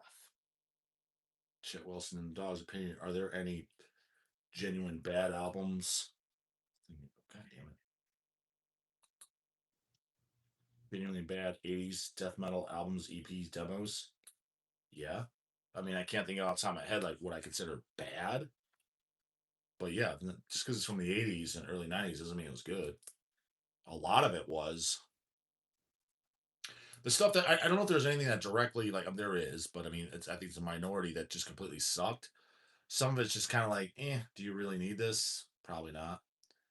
I get it if you were there at the time and you bought it because it was super original. Fucking love But when you heard it, when you hear it 30 years later, that is a great book. Sorry.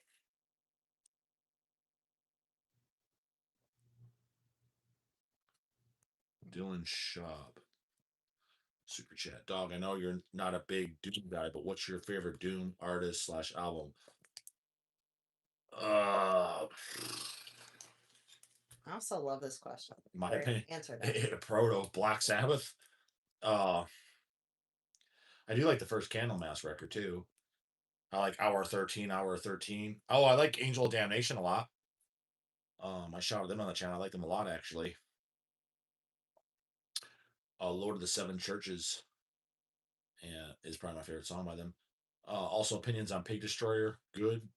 Wait, no, I don't want that one question. Good or just poser. Here, I got a better one. Poser grind Okay. slop. Hey, this is a super chat, honey. Good or just poser slop.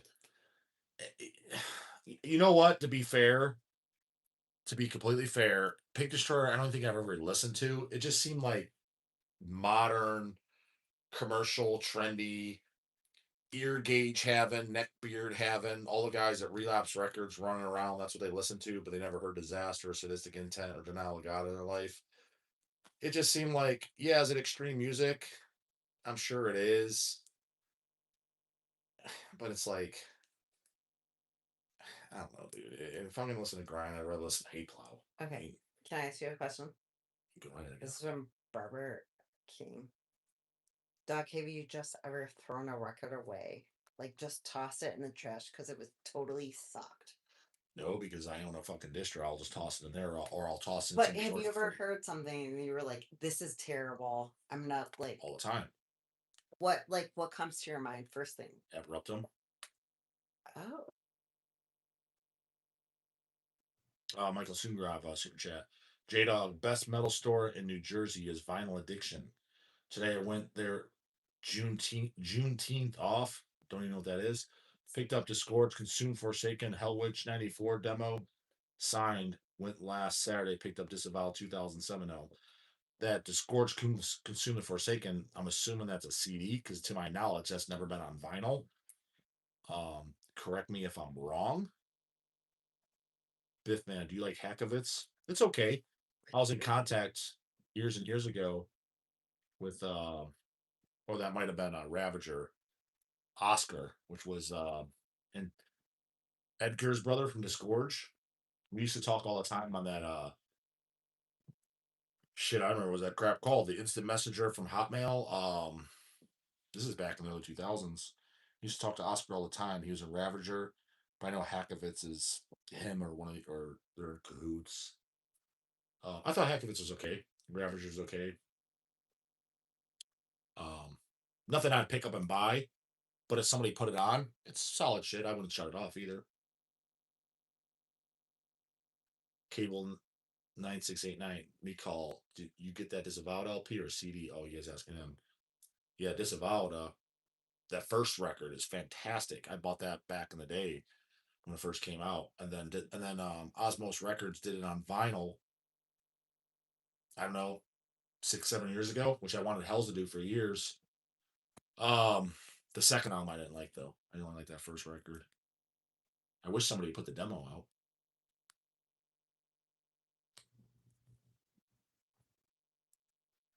Scott and I'm not listening to a band called Pig Destroyer or Cattle Decapitation. I already know it's stadium grind. To be honest, not to be that guy, but be that guy. I kind of agree. Bands like Cattle Decapitation, Pig Destroyer, it's kind of like just off the name. I don't even want to listen to it. That's why I don't think I ever officially listened to them. I don't even care. It's kind of one of those. I don't even want to like it because it's like, is that an ignorance where it's like, well, you might actually like it. There's always the 1% possibility, but I'm 99% sure. I was like, it might not be shut it off. This sucks, but I was like, I just don't care. I don't like it. Unsound Productions. Will Hells ever do some Vladimir's LPs? I'd love to, but all these guys are posers and don't listen to good music. We did do. We're the only ones that I think the only vinyl version that exists for Vladimir's.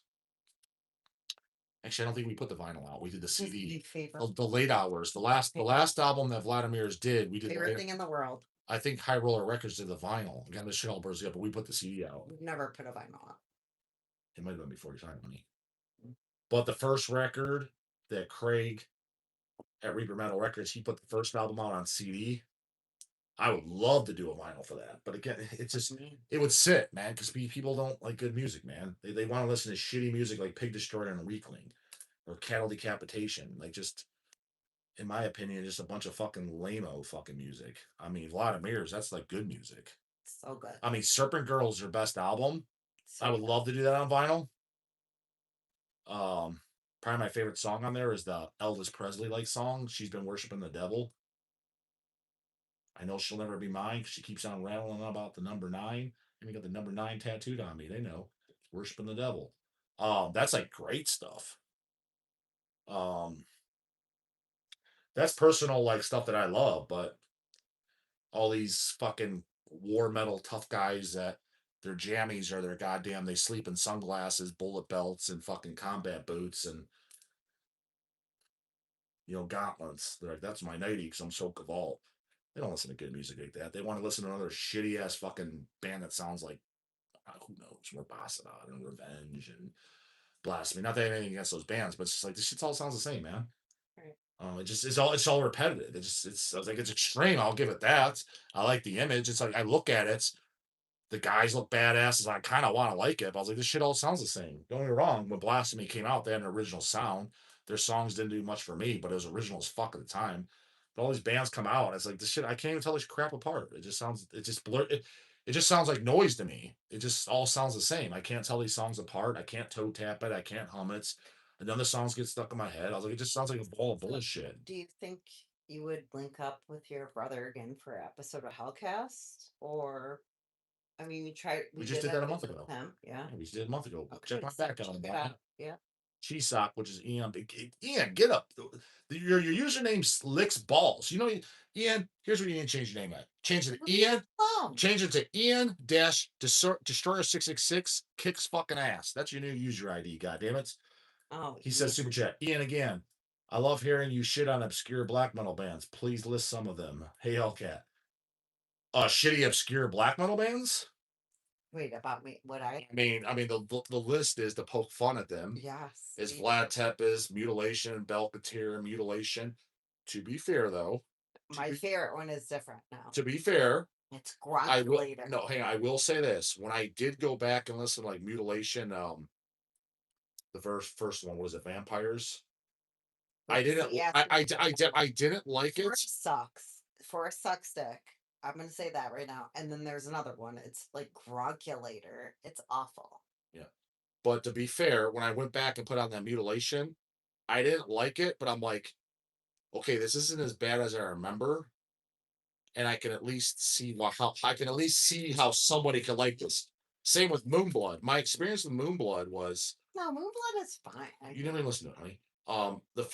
When we first got, there's no way you put on Moonblood. Why would you listen to that? Because we did. Me and Dave put it on because it was so funny. But what Moonblood is, here's how I heard of Moonblood. In the early 2000s, Dave Kirsch when me put it on. When me say that we listened to it. Okay, fine. When me, Easy, and Dawg were the only ones running the company, when we owned the house together, this was after we moved out of our parents' house.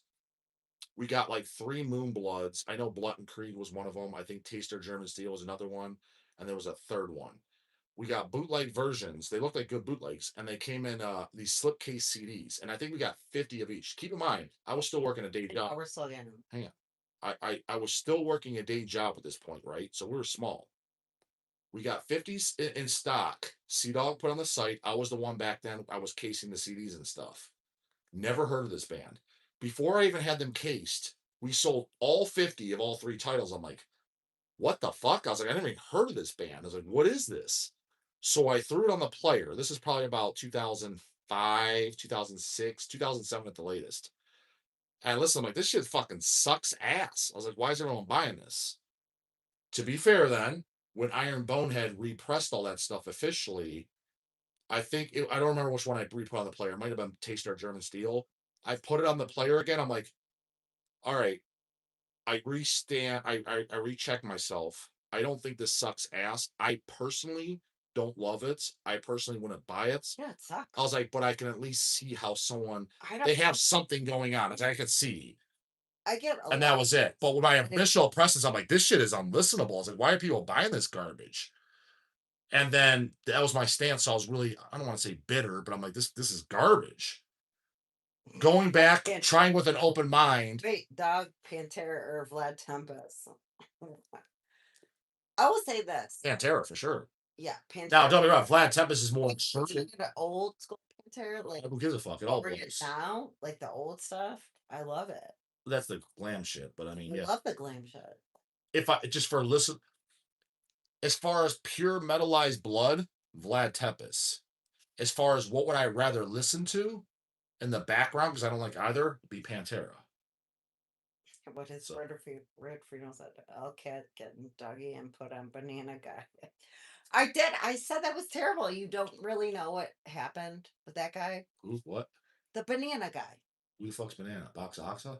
No, there was like a banana guy. He like wore the banana. He always did that stuff. Like even when we went. It just sounds like to- something nerd shit. No, and they like said to like assault him.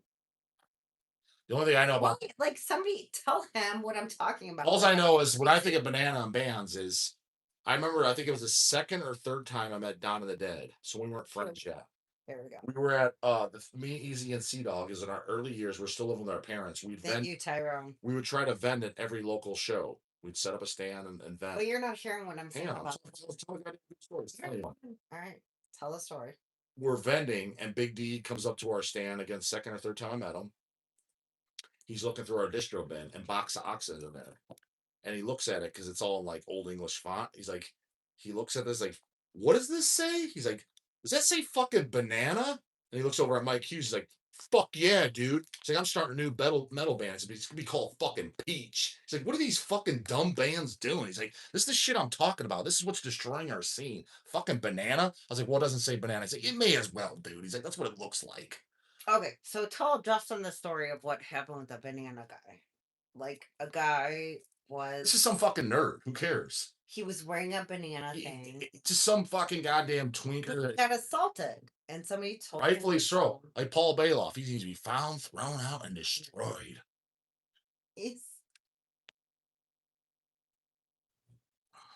Wait, Moonblood equates elite, Cavalt, black metal. What does Scott say? Agrees for shut them, please. I don't know what that means. What do you mean, Scott Knight? I'm confused.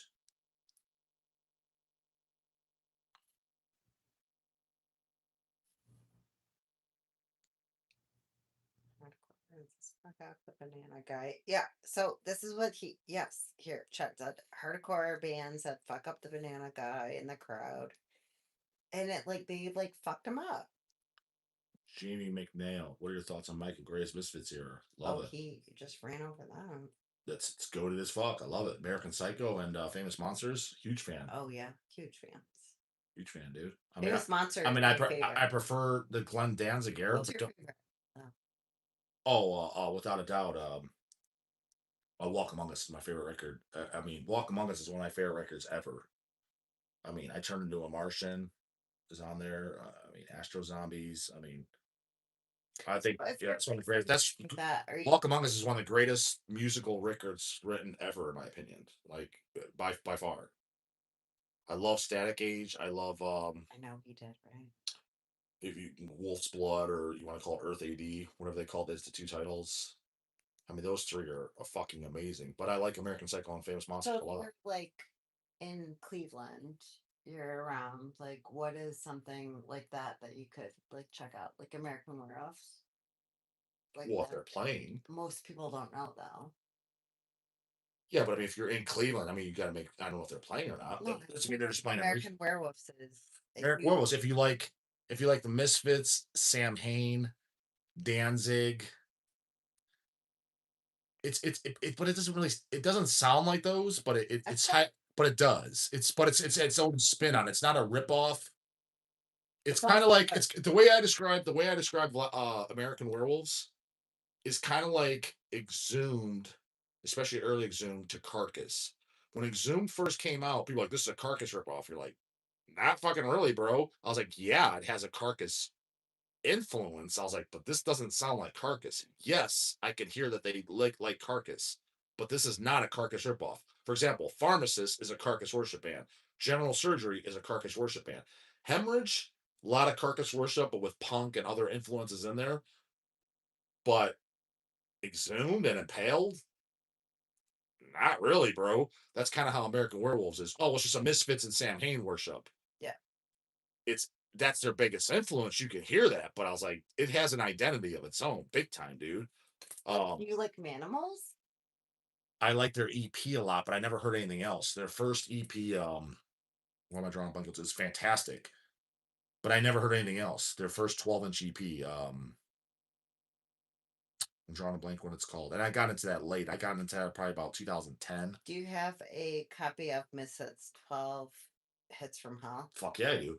Yeah. I have a 12-inch. Dude, I have so many Misfits bootlegs. It's fucking Yeah. insane. But 12 hits, the 12-inch. Dude, that 12 hits from hell recording, because I don't know if it ever came out officially. Like the LP that I have, I don't know if it's official or a bootleg. I can't tell. That's one of the best goddamn recordings in existence.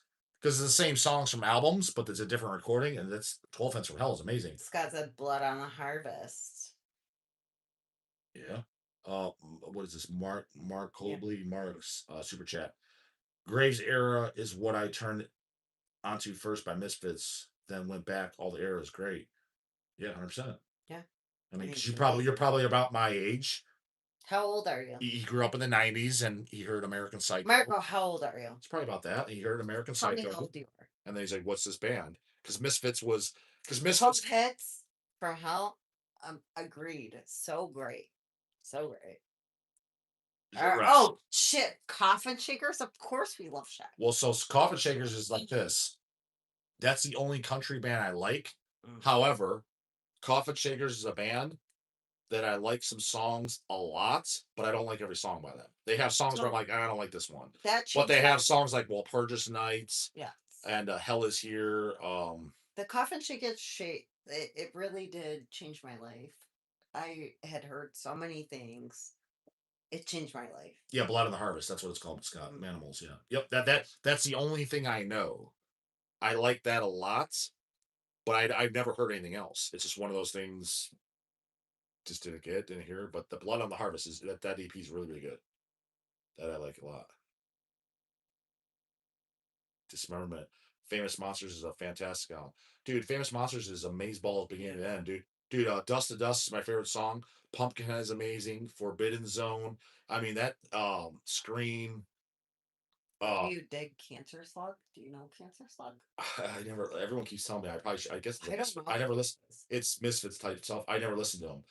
The only reason I never listened to is because I thought the name was so goddamn dumb. But everybody's like, "You like the Misfits," and I just forgot to listen to them. So I probably would like them though. But I thought the name was so goddamn dumb.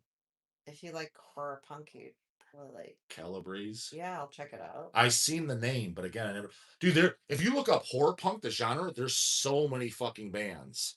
I'm like, I never heard of these bands. I'm sure there's some I'd be like, this sucks, and I'm sure they'd be like, fuck, this is. I love this. I mean, what I love is just like lurking corpses all the time. It's my but that's a mix. No, but that's horror punk with metal. But that's the horror punk. No, but I'm saying the horror punk. There's a genre to it, it's just pure horror punk. Grave Robbers, good from Indiana. For sure. They were short lived. A Grave Robber. I remember they were around. They were opening up for Lurking Corpses in the early 2000s. But the Grave Robber only did a 7-inch and one full length, which I own. But to my knowledge, they broke up after that. Another good Cleveland band that was horror punk. They did 2 full lengths. Was called Horror 59. That band's really good. To my knowledge, they just did 2 full lengths. Boring as fuck live. Bob Noxious just stands there like a goddamn fucking stiff. You think he's at rehearsal? It was bad. They just stand there. I'm like, dude, you're not at rehearsal. Like, Jesus fuck. But their albums are I loved their 2 records. Screams from the Cellar and Golden Age. Something Golden Age. I own both those on CD. I don't think they've ever been on vinyl, but only on CD. They were a Cleveland. They might even. I don't know if they're Parma, but Cleveland, and that's total horror punk. Huge fan of those two records. See, again, shit like that, I would love to do like 459 on vinyl and stuff, but that's not our crowd. So if Hell's Headbangers Yeah. put that out, it would just be, dude, it would be cobwebs. We would lose because you figure, let's say five on the cheap end, if you were to do 500 vinyl LPs, you're talking $5,000, roughly $10 a piece. So to both albums, because I would love to do them on vinyl, you got $10,000 just sitting in a corner. Would Did I you love to do it as a fan and have a personal? Like, yeah, but not for $10,000 sitting in a corner. did you mosh when you were younger? Fuck yeah, I got my nose busted open during goddamn the Yeah. Tish. They all did. Yeah. All brothers. Yeah. Let's see. What's your thoughts on the unseasoned chicken slam known as peeling? Who? I've never seen Sadistic Intent store. No. J-Dawg's been there.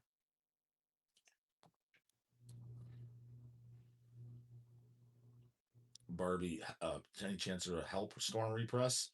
Are you talking about the album with the collage on it and shit? I'm surprised anybody knows what that is. If that's the same band you're talking about, I mean, nothing that we've talked about.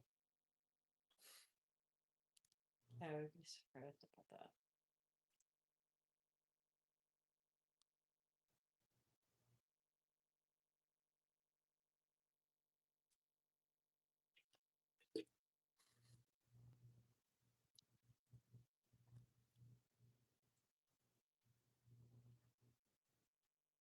Oh, that's a good one.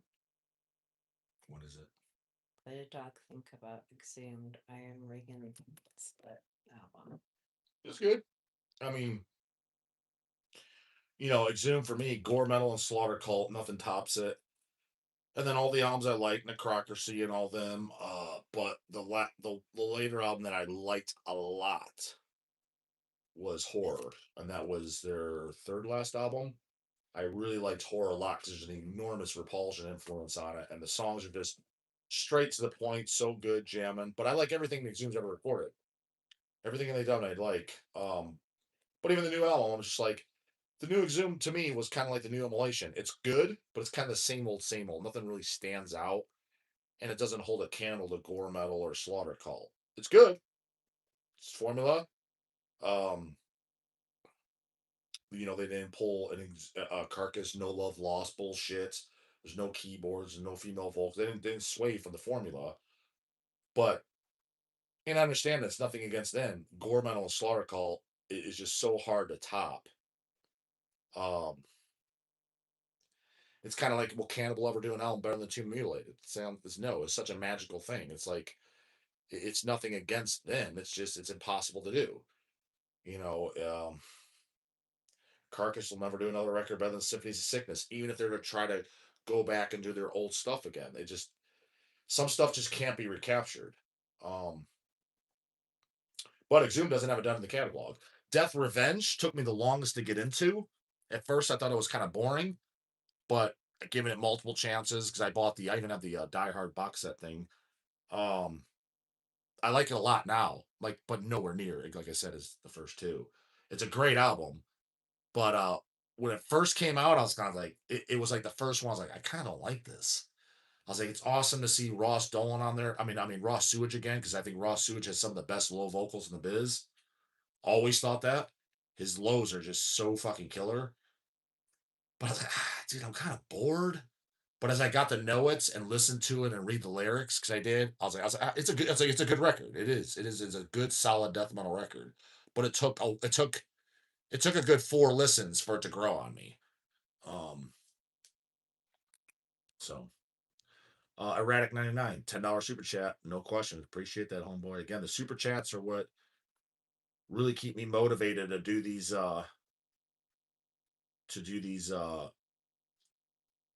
lives. And again, I don't want to come off like that because it sounds like money hungry. It's not that. It's just they're inconvenient. Me and the wife are literally in bed at this point. We go to bed at like 9 o'clock. I get up at like 5:40 in the morning. My alarm goes up at 5:40. Sometimes I'll hit the snooze a couple times. The latest I'm out of bed, even on the weekends, is 6:10 a.m. That's if I hit the snooze.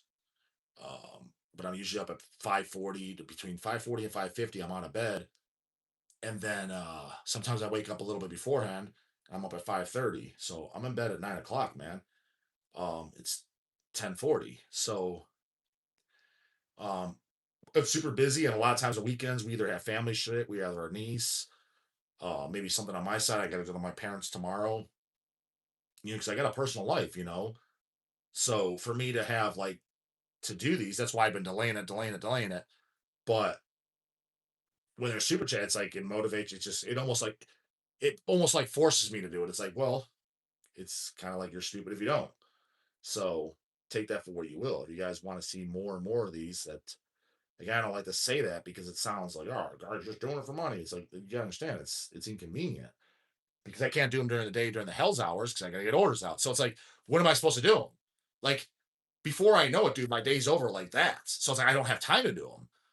But when it's like shit comes in like this, the super chats, it like forces me to do them. So, do what you want with that. I mean, I don't get upset when people don't do them or not. I'm just saying it kind of just forces me to like, oh, okay, well, I guess I have to do these now because otherwise I just feel like I'm stupid out. You know what I mean? It's like you get that fucking winning lottery ticket. You're not going to cash it. Of course you are. You know what I mean? Uh, Jamie McNally, do you ever think we'll ever get another Morbid Angel release, or do you even need one at this point? I didn't listen to the last one.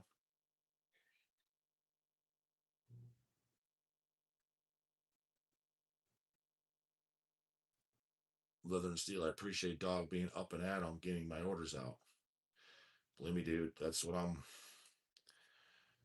all day long. I'm just grinding, man.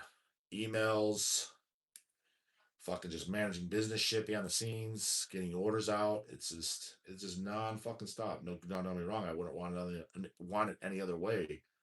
But trust me, I'm not just sitting around playing with my dick, fucking watching Netflix, surfing YouTube, like not by any stretch of definition, dude. I'm grinding, you know. Barry B. Benson, will you guys ever repress War Ripper Hellstorm ever again? I think I mentioned it. Watch my Joel Grind interview that I did a couple of years ago. I don't remember if I said it on there. I know I said it to him at one point. It might have been on camera, off camera. Dude, we would 100% repress the War Ripper Hellstorm. That War Ripper Hellstorm, I said it earlier, that is one of the greatest 7 inches ever recorded, in my opinion. Um, like I love that 7 inch. Just 4 songs of pure fucking greatness. It's funny too because I'm not a huge Hellhammer Celtic Frost fan, although I do like this. I do like the first two Celtic Frosts as much as I bash their balls and the Hellhammer. But I'm not a huge fan, especially. But it's got a worship. It's got an influence clearly of Hellhammer in there, but with Joel Grind's touch. But I loved that EP to this day. You read what Scott's up. Well, Scott and I didn't. Oh no. I appreciate your realness, dog.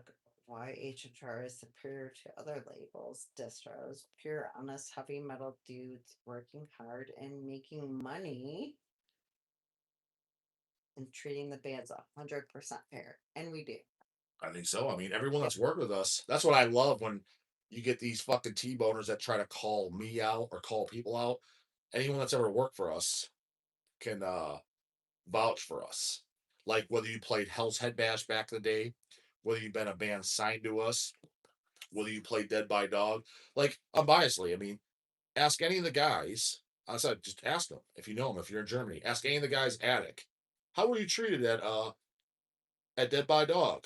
Just ask them. I didn't ask them. But I know their answer is going to be like, shit, man, that was fucking great. That was some serious hospitality. Um, I could be wrong, unless he got better, but I'm confident. I have no problems. I'm pretty sure that's what they would say. Because that's just the way we roll. Anyone that played Hell's Head Bash a decade plus, we did the two of them. I don't think anyone would complain. So when people try to call out, it's like, dude, check my motherfucking resume, dude. Check Hell's motherfucking resume. You're talking out of your ass, bro. You got into this shit 5 years ago. Shut the fuck up. Tape Chicago shut. Doug, do you fuck with TNDRI? Never heard you talk about that. DRI, I never gave him much of a chance. It was kind of a little bit too party for me. And of that genre, of that crossover, Dude, I'm huge, especially the first Wait two till records. he had more to say. Oh, Cryptic. I know you Oh, like Sacred Reich, who basically took their sound and ran with it. They're still thrashing hard as they are in the 60s. I was So that crossover stuff. My band was Cryptic Slaughter. Convicted and Money Talks, dude. Ain't nothing better. Ain't nothing better, dude. Cryptic Slaughter is so fast, so fucking aggressive. hold on. Here we go. Chat. Why was Doc's interview so sharp with Will Romer? Was it time constraints or nothing else to talk about? It's interviews off the cuff, dude, are not as easy as you think it is. It's not. Let's just say that. I mean, it depends how talkative the other side is. For example, King Fowley is the easiest person to interview of all time because it's like, fuck, let me just grab a beer and pull up a lawn chair. He just does all the talking, which I love. It makes my job easy. There was somebody in recent times that was kind of like that too. I'm like, man, this motherfucker's easy. Oh, do you know who was super easy? It's funny. It's my number one most viewed video. I know what It was Attila. Yeah. And I thought he was gonna be a black metal tough And guy. he talked for so long. He was cool as shit, dude. Yeah. And then afterwards, we talked for a little bit. I was amazed how cool Attila was because I thought he was gonna be like just, Nope. fuck He was Christ, not. worship Satan, let me cut my arms and fucking drink my blood. Granted, I wasn't thinking that, but I'm just saying, like, It was so hot. I just have to say, it was so hot while we were doing it. He kept stopping to check on me to see if I was okay. yeah, it was a boiling hot Yeah, outside it when we was shot so that. hot. Yeah, no, he kept like. So we just had to find a quiet place to do it at. And but Yeah, Attila was saying- really easy too because he was just super talkative, and that is my number one viewed video.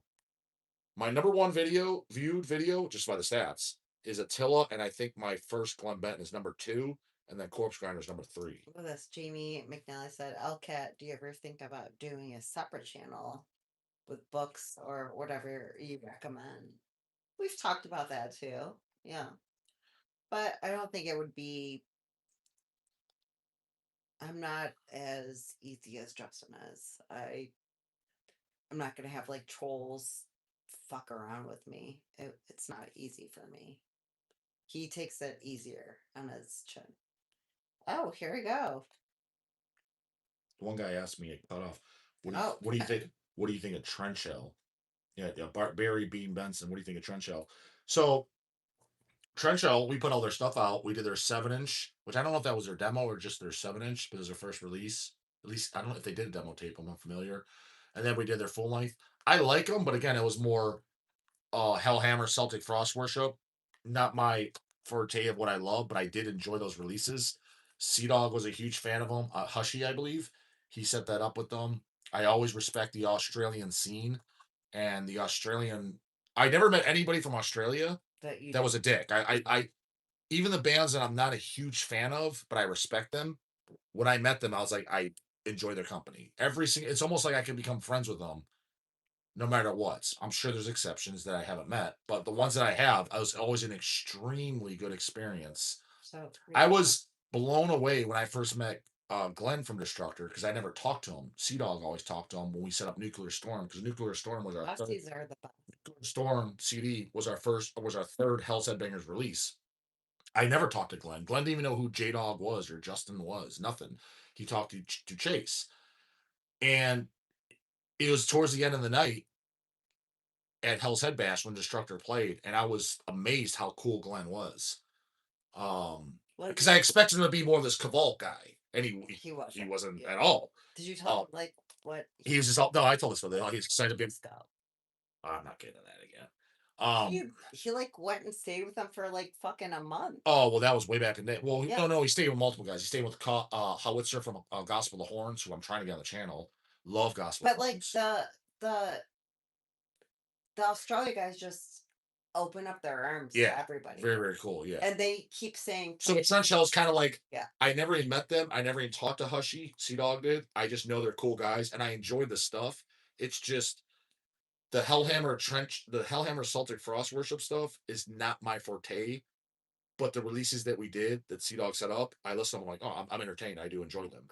But I can't say that I'm a huge fan. Like if you're to say like, who do you like more, J-dawg? Pharmacist, or Trenchall. I like pharmacist more. But again, I'm more of a carcass guy. Are there So more health comps left? If so, throw one in my order. Of course. put it on the notes, man. Come There's on. no way I'll know. But yeah, put on the notes. But I'll yes, put some 100%. for you. Uh, Of but course. I don't know if this is a shitload of money or what, or if this is just changed. Note I is just that said it. Christoph's Moeller? Oh, that's a yeah. But what is Note 200? I'm assuming that's fucking $2 Probably. because otherwise, holy fucking shit ski, you're my best buddy. Goddamn it, 200.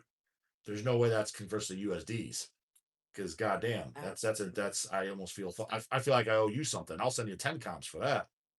All right, thanks for that Biomag introduction. Mark, $5. gotta give him a shout out. Mark Obley Marks. Thanks for the Abominog introduction. Dude, so Abominog and we will be putting on. I haven't even talked to Sea Dog and Easy E yet, but I don't need to. They'll agree. I don't even know how familiar they are. 200 Norwegian Hey, fuck yeah. from Yeah, I think that- $20. My man. Thank you. Abominog is we'll be doing at least 2 releases. I need to still send to Chris what I want, but it'll be probably 2 double LPs. The first one being the 7-inch and the demos. It's just a little confusing, and I got to figure out the side separation. But 2 double LPs, 2 CDs. But old school 90s death metal from the Virginia area, where Deceased was from. Fantastic shit. I've always known about the band. I've only owned Manifesting the Void CD, which is a demo as well. It sounds like an album, but Chris says it's a demo. Loved that CD always.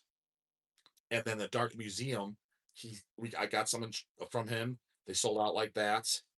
I'm getting another 20 copies. Chris texted me I'm yesterday. so glad you got that shirt. Yesterday, the day before, Chris texted me, and we should be getting more Dark Museums, which I picked one of those. I kept one of those for myself. You bet your ass. He says that's a demo as well. Sounds like a goddamn album. So that's why it's confusing because some of these sound like albums. He's like, those are demos. I'm like, it's like the best fucking sound demo I've ever heard in my life, bro. Because they only have the one fucking album, which obviously we'll be doing that for sure on vinyl and CD.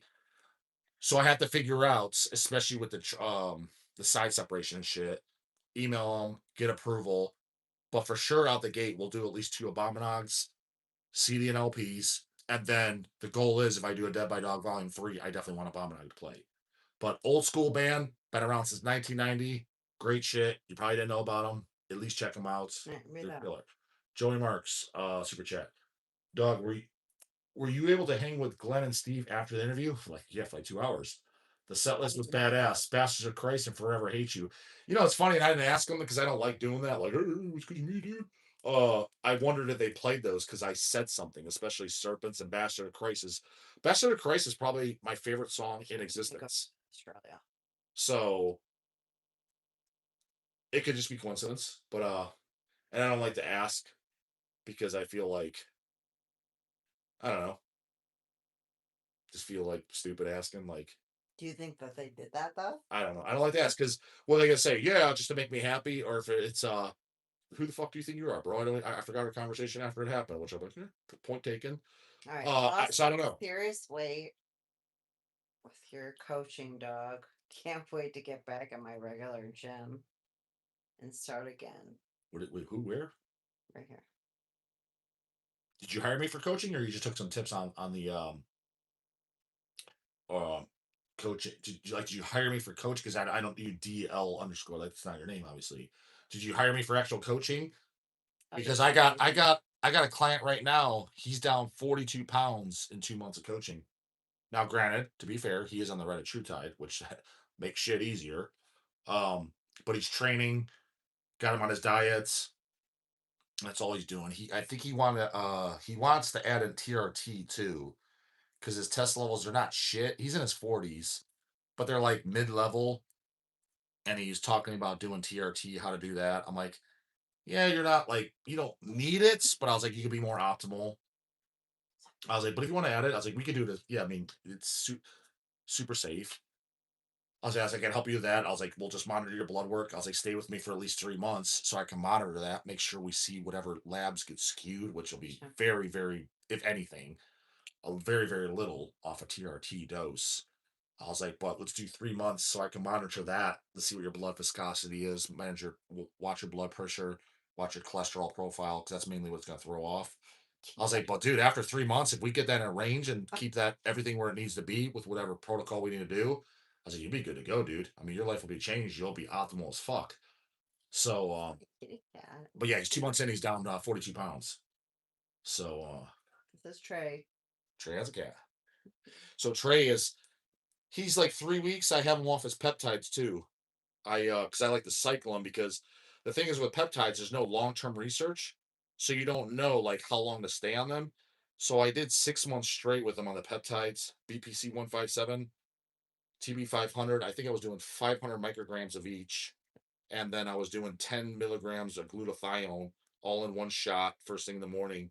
But he's been 3 weeks off to cycle him, and he's doing, dude, he almost has too much goddamn energy. Yeah. Because when he was in his kidney failure, he was literally need to be dying, like dialysis levels. And if anybody knows anything about kidney failure, the number one thing you'll notice is the extreme lethargy.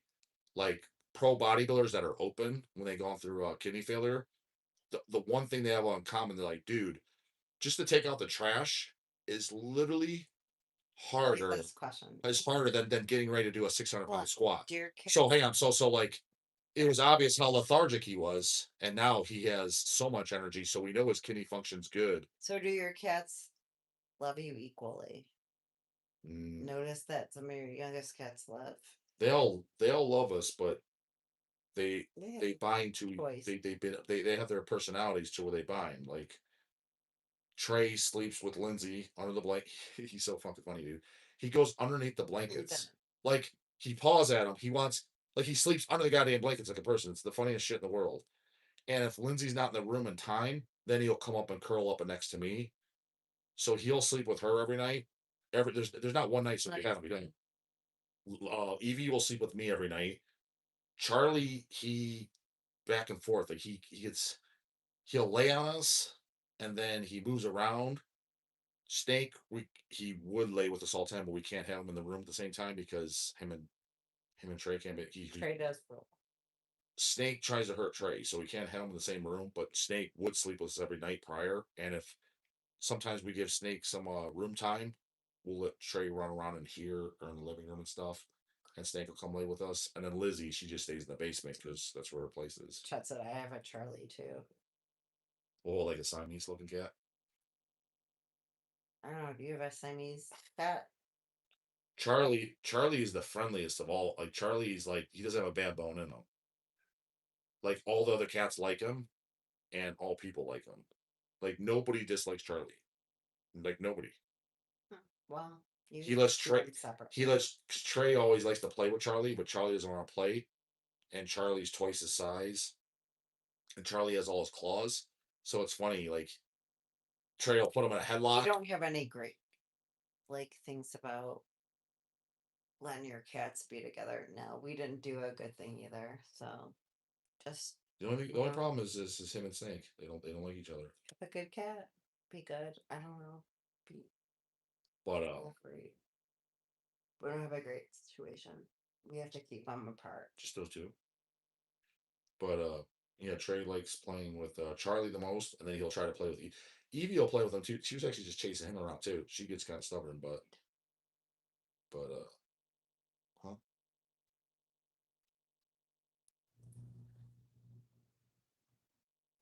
Oh, classic or dumb calories. Do you agree with the classic or dumb calories? I have the word on the classic. The talent pool and bodybuilding. Yeah, what do you think? Technically speaking, I mean, if there was only one division, all the talent would have to go to one division. So of course, so is there any Flex Wheeler type of genetics in classic, and they would, if they went to open, they would have that talent pool? Of course, I'm sure there is. I mean, I can't think of a Flex Wheeler off the top of my head, because in many people's head, Flex Wheeler is the greatest physique ever to walk the earth. That's who I personally believe. Everyone says by definition, Ronnie Coleman.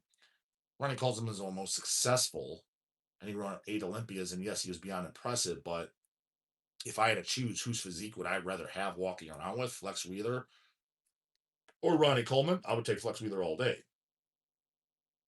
But dude, don't make no mistake, the open bodybuilding now, it's so fucking competitive, it's insane. Like it's not like, this year sucks. You're out of your fucking gourd, brah. Andrew Jack sucks. Samson Dowda sucks. Hottie Chupon sucks. Nick Walker sucks. Fucking Tonio Burton sucks. Like, Are you smoking meth? Like, what are you talking about? These guys don't suck at all. These guys are fucking amazing. Like, fucking amazing.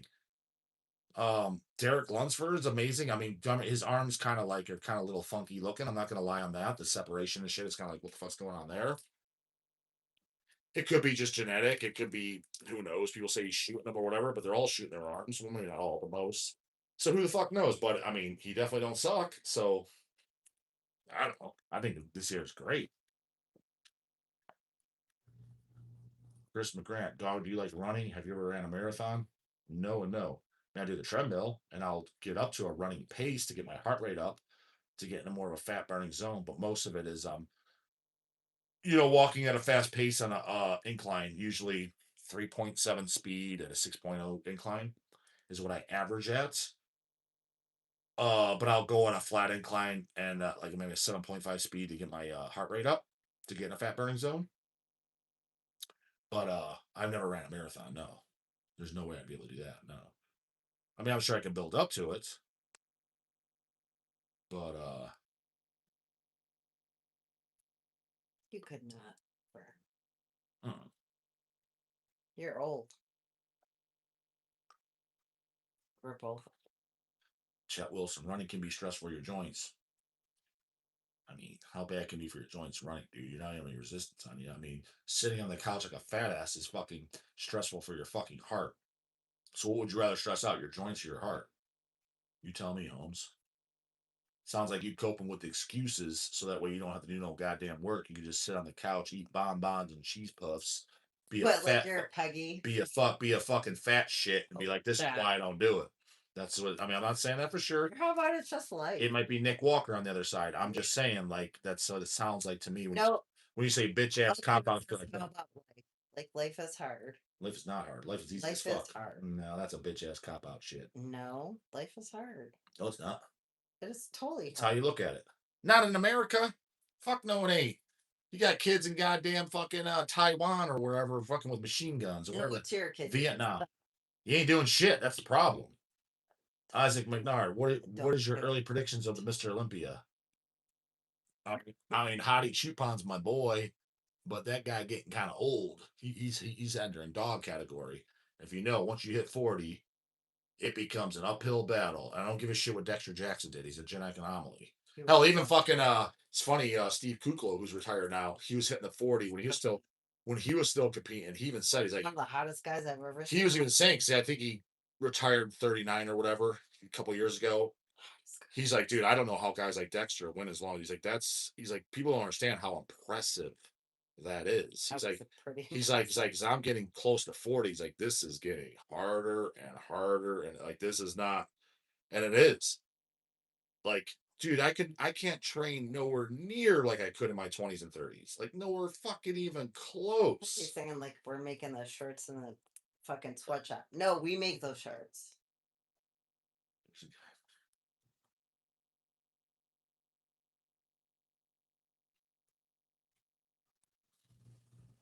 We are old though. 80s. I mean, we're all like in our 40s now.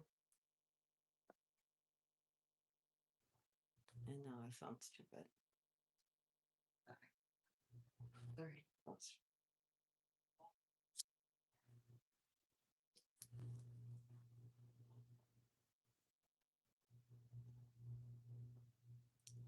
What is your favorite bodybuilder for the muscle groups? Chest, back, arms, legs. Best arms. Just saying like everything. Best arms of all time is Lee Priest, in my opinion. Lee Priest or Rolly Winkler or Phil Heath. He also loves cats. Let's see that. Yeah. Best what else did he say? Muscle groups? What muscle group? Chest, Arnold. Back. Probably Ronnie Coleman or Phil Heath. This shop is good for cardio. What other muscle groups you said? Back. So back, Phil. I'd say either Ronnie Coleman or Phil Heath. I mean, everyone's going to say Ronnie, but I really like Phil Heath's back. What other ones did he say? Let's say abs. Oh. Best abs of all time. You know who had really good abs that you'll never hear anyone say? I mean, obvious really good ones are like Sean Ray and shit, but in recent times, is some of the best ever is Max Charles, especially in his later years when he retired probably 4 years ago. So at the New York Pro, some of the best abs I've ever seen in my goddamn life. Here, Yeah. So for that, I think he's making fun of you, but it's fine. Michael Sungrove, that's okay. If he sends a super chat, he can make fun of me all he wants. Making fun of this Hulkamania running wild / Hell Butcher hairline, no problem. J-Dawg, have you ever thought of outsourcing production of HHR to China, Taiwan, India to cut costs? Every big comp has been doing that for decades. More of an easy Dog question, but not to mention, I don't think they have, like, as far as vinyl. The best vinyl plant is GZ Vinyl, and that's who everyone, they have the best quality, best everything, and it's who everybody goes to. How much can your shoulder press? Nowadays, I don't shoulder press. I haven't shoulder pressed in like 10 years. No, but how much got it? So I would always do dumbbells, and I didn't like barbell shoulder presses because it fit mostly front delt. The heaviest I'd ever go was 90-pound dumbbells for 10 reps. There you go. Because I never went under 10 reps, and I could do the 90s for 10. Now, could I do that now? Could I do that now? Fuck no. Okay, would you call Malignancy a technical death metal band? I only like the first two releases. I love Intruder and Cannibalism, Motivated by Hunger. The rest of shit I didn't like. It's extreme, but it goes in one. I told Danny right to his face. Danny's my boy. I love Danny. It's just too technical, and I can't follow it. He's like, he even said, like, "Oh, I understand." He's like, I get it. I love Intruder. That's why when they played my fest last year, I was like, I want the entire Intruder now. I know you hate Blood Incantation, but what's your thoughts on Spectral Voice? I don't like it. Okay, why? Boring. Okay. Here we go. I'm not jumping down more than a mellow 5-star. Okay, hold on. How should he try? I'm looking for questions, guys. Ask questions. Well, this one guy here, he's talking about. This doesn't make sense. Open opinion on. Wait, Music Blitz. This doesn't make sense. Don't pros usually press 290 pounds? Are you caught up on something else? This is a question. Don't pros usually press 290 pounds? Well, are we talking about pro bodybuilders? And you said 290 pounds, what? On a barbell? On a Smith machine? Dumbbells? I've never even seen a 290-pound dumbbell in my life. The heaviest I've ever seen was Nick Walker doing like 220s for incline chest presses back in the day. But hold on, 290 pounds, they don't go up that high, and there's no set number. Like Sean Ray was one of the best physiques of all time. He went up to like 130s on chest presses. Like, numbers mean shit in bodybuilding. It means nothing. Literally nothing. Look at Serge Nubret back in the 1970s. Here's a fun fact. None of you know this. Hold on, talking. Hold on, let me talk, honey. I'm in the middle of something. Okay. Just giving information. Serge Nubret, who was probably the best physique in the 70s, even better than Arnold, the guy from France, the black guy. The chest amazing, right? Do you know what he would chest press? He would do like 20 sets, which is fucking ridiculous, a flat bench, 185 pounds. A minute rest in between each set, perfect form, 10 to 12 reps. He wouldn't go over that. That's it. So 290 pounds. What the fuck are we talking about? Like, it's in the event. He's like, why hurt your shoulders? Shoulders don't hurt. The only thing that hurts on me. No, I think he's acknowledging what you're going through and saying it. I don't have any shoulder. I've never had shoulder pain in my entire life, ever. I don't do shoulder presses because there's no need. Your shoulders get plenty of work through chest presses and back work. Just do some lateral raises for sides and train your rear delts. Shoulder presses to me are fucking useless. You're getting tons of pressing work during your chest presses. Why would you do more pressing for your shoulders? That's why all these guys have shoulder joint problem, is because it's overuse of the joint. I have not one ache in my shoulder ever. The only ache and pain I have right now is in my right knee. That's it. I have no other pain anywhere whatsoever at 41 years old, 20 years of fucking training. I stopped shoulder training 10 years ago. I do side laterals. I do side lateral raises on back day. Hang on. I do side lateral raises on back day, and I do rear delts, 2 exercises, 3 to 4 sets each on chest day. That's it. Do you think that Mr. Olympia should go international? Fuck no. Stay in Vegas. Vegas is where it's at. You gotta leak my lizard.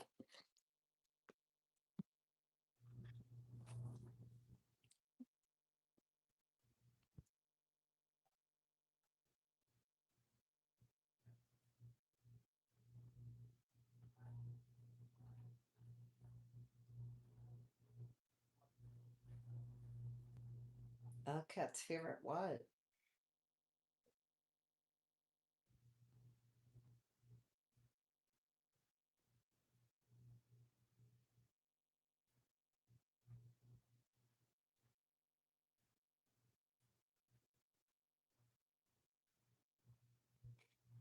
Well, you can't. You can wash them, but you have to hang them up. You cannot. He almost left me one time. I You have to hang them up. You can't wash them. Put them in the dryer. Yes, summertime has started at Margin. It's awful.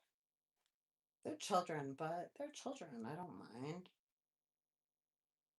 I don't know why he gets so mad at everybody. It is what it is.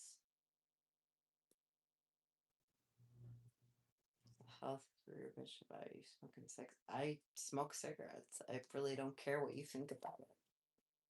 Why do you care so much? You should probably care less about that and take care of yourself. I love to see what you look like. Somebody talk trash. I'm not a death metal girl. I've never said that. I'm super upfront about that. I like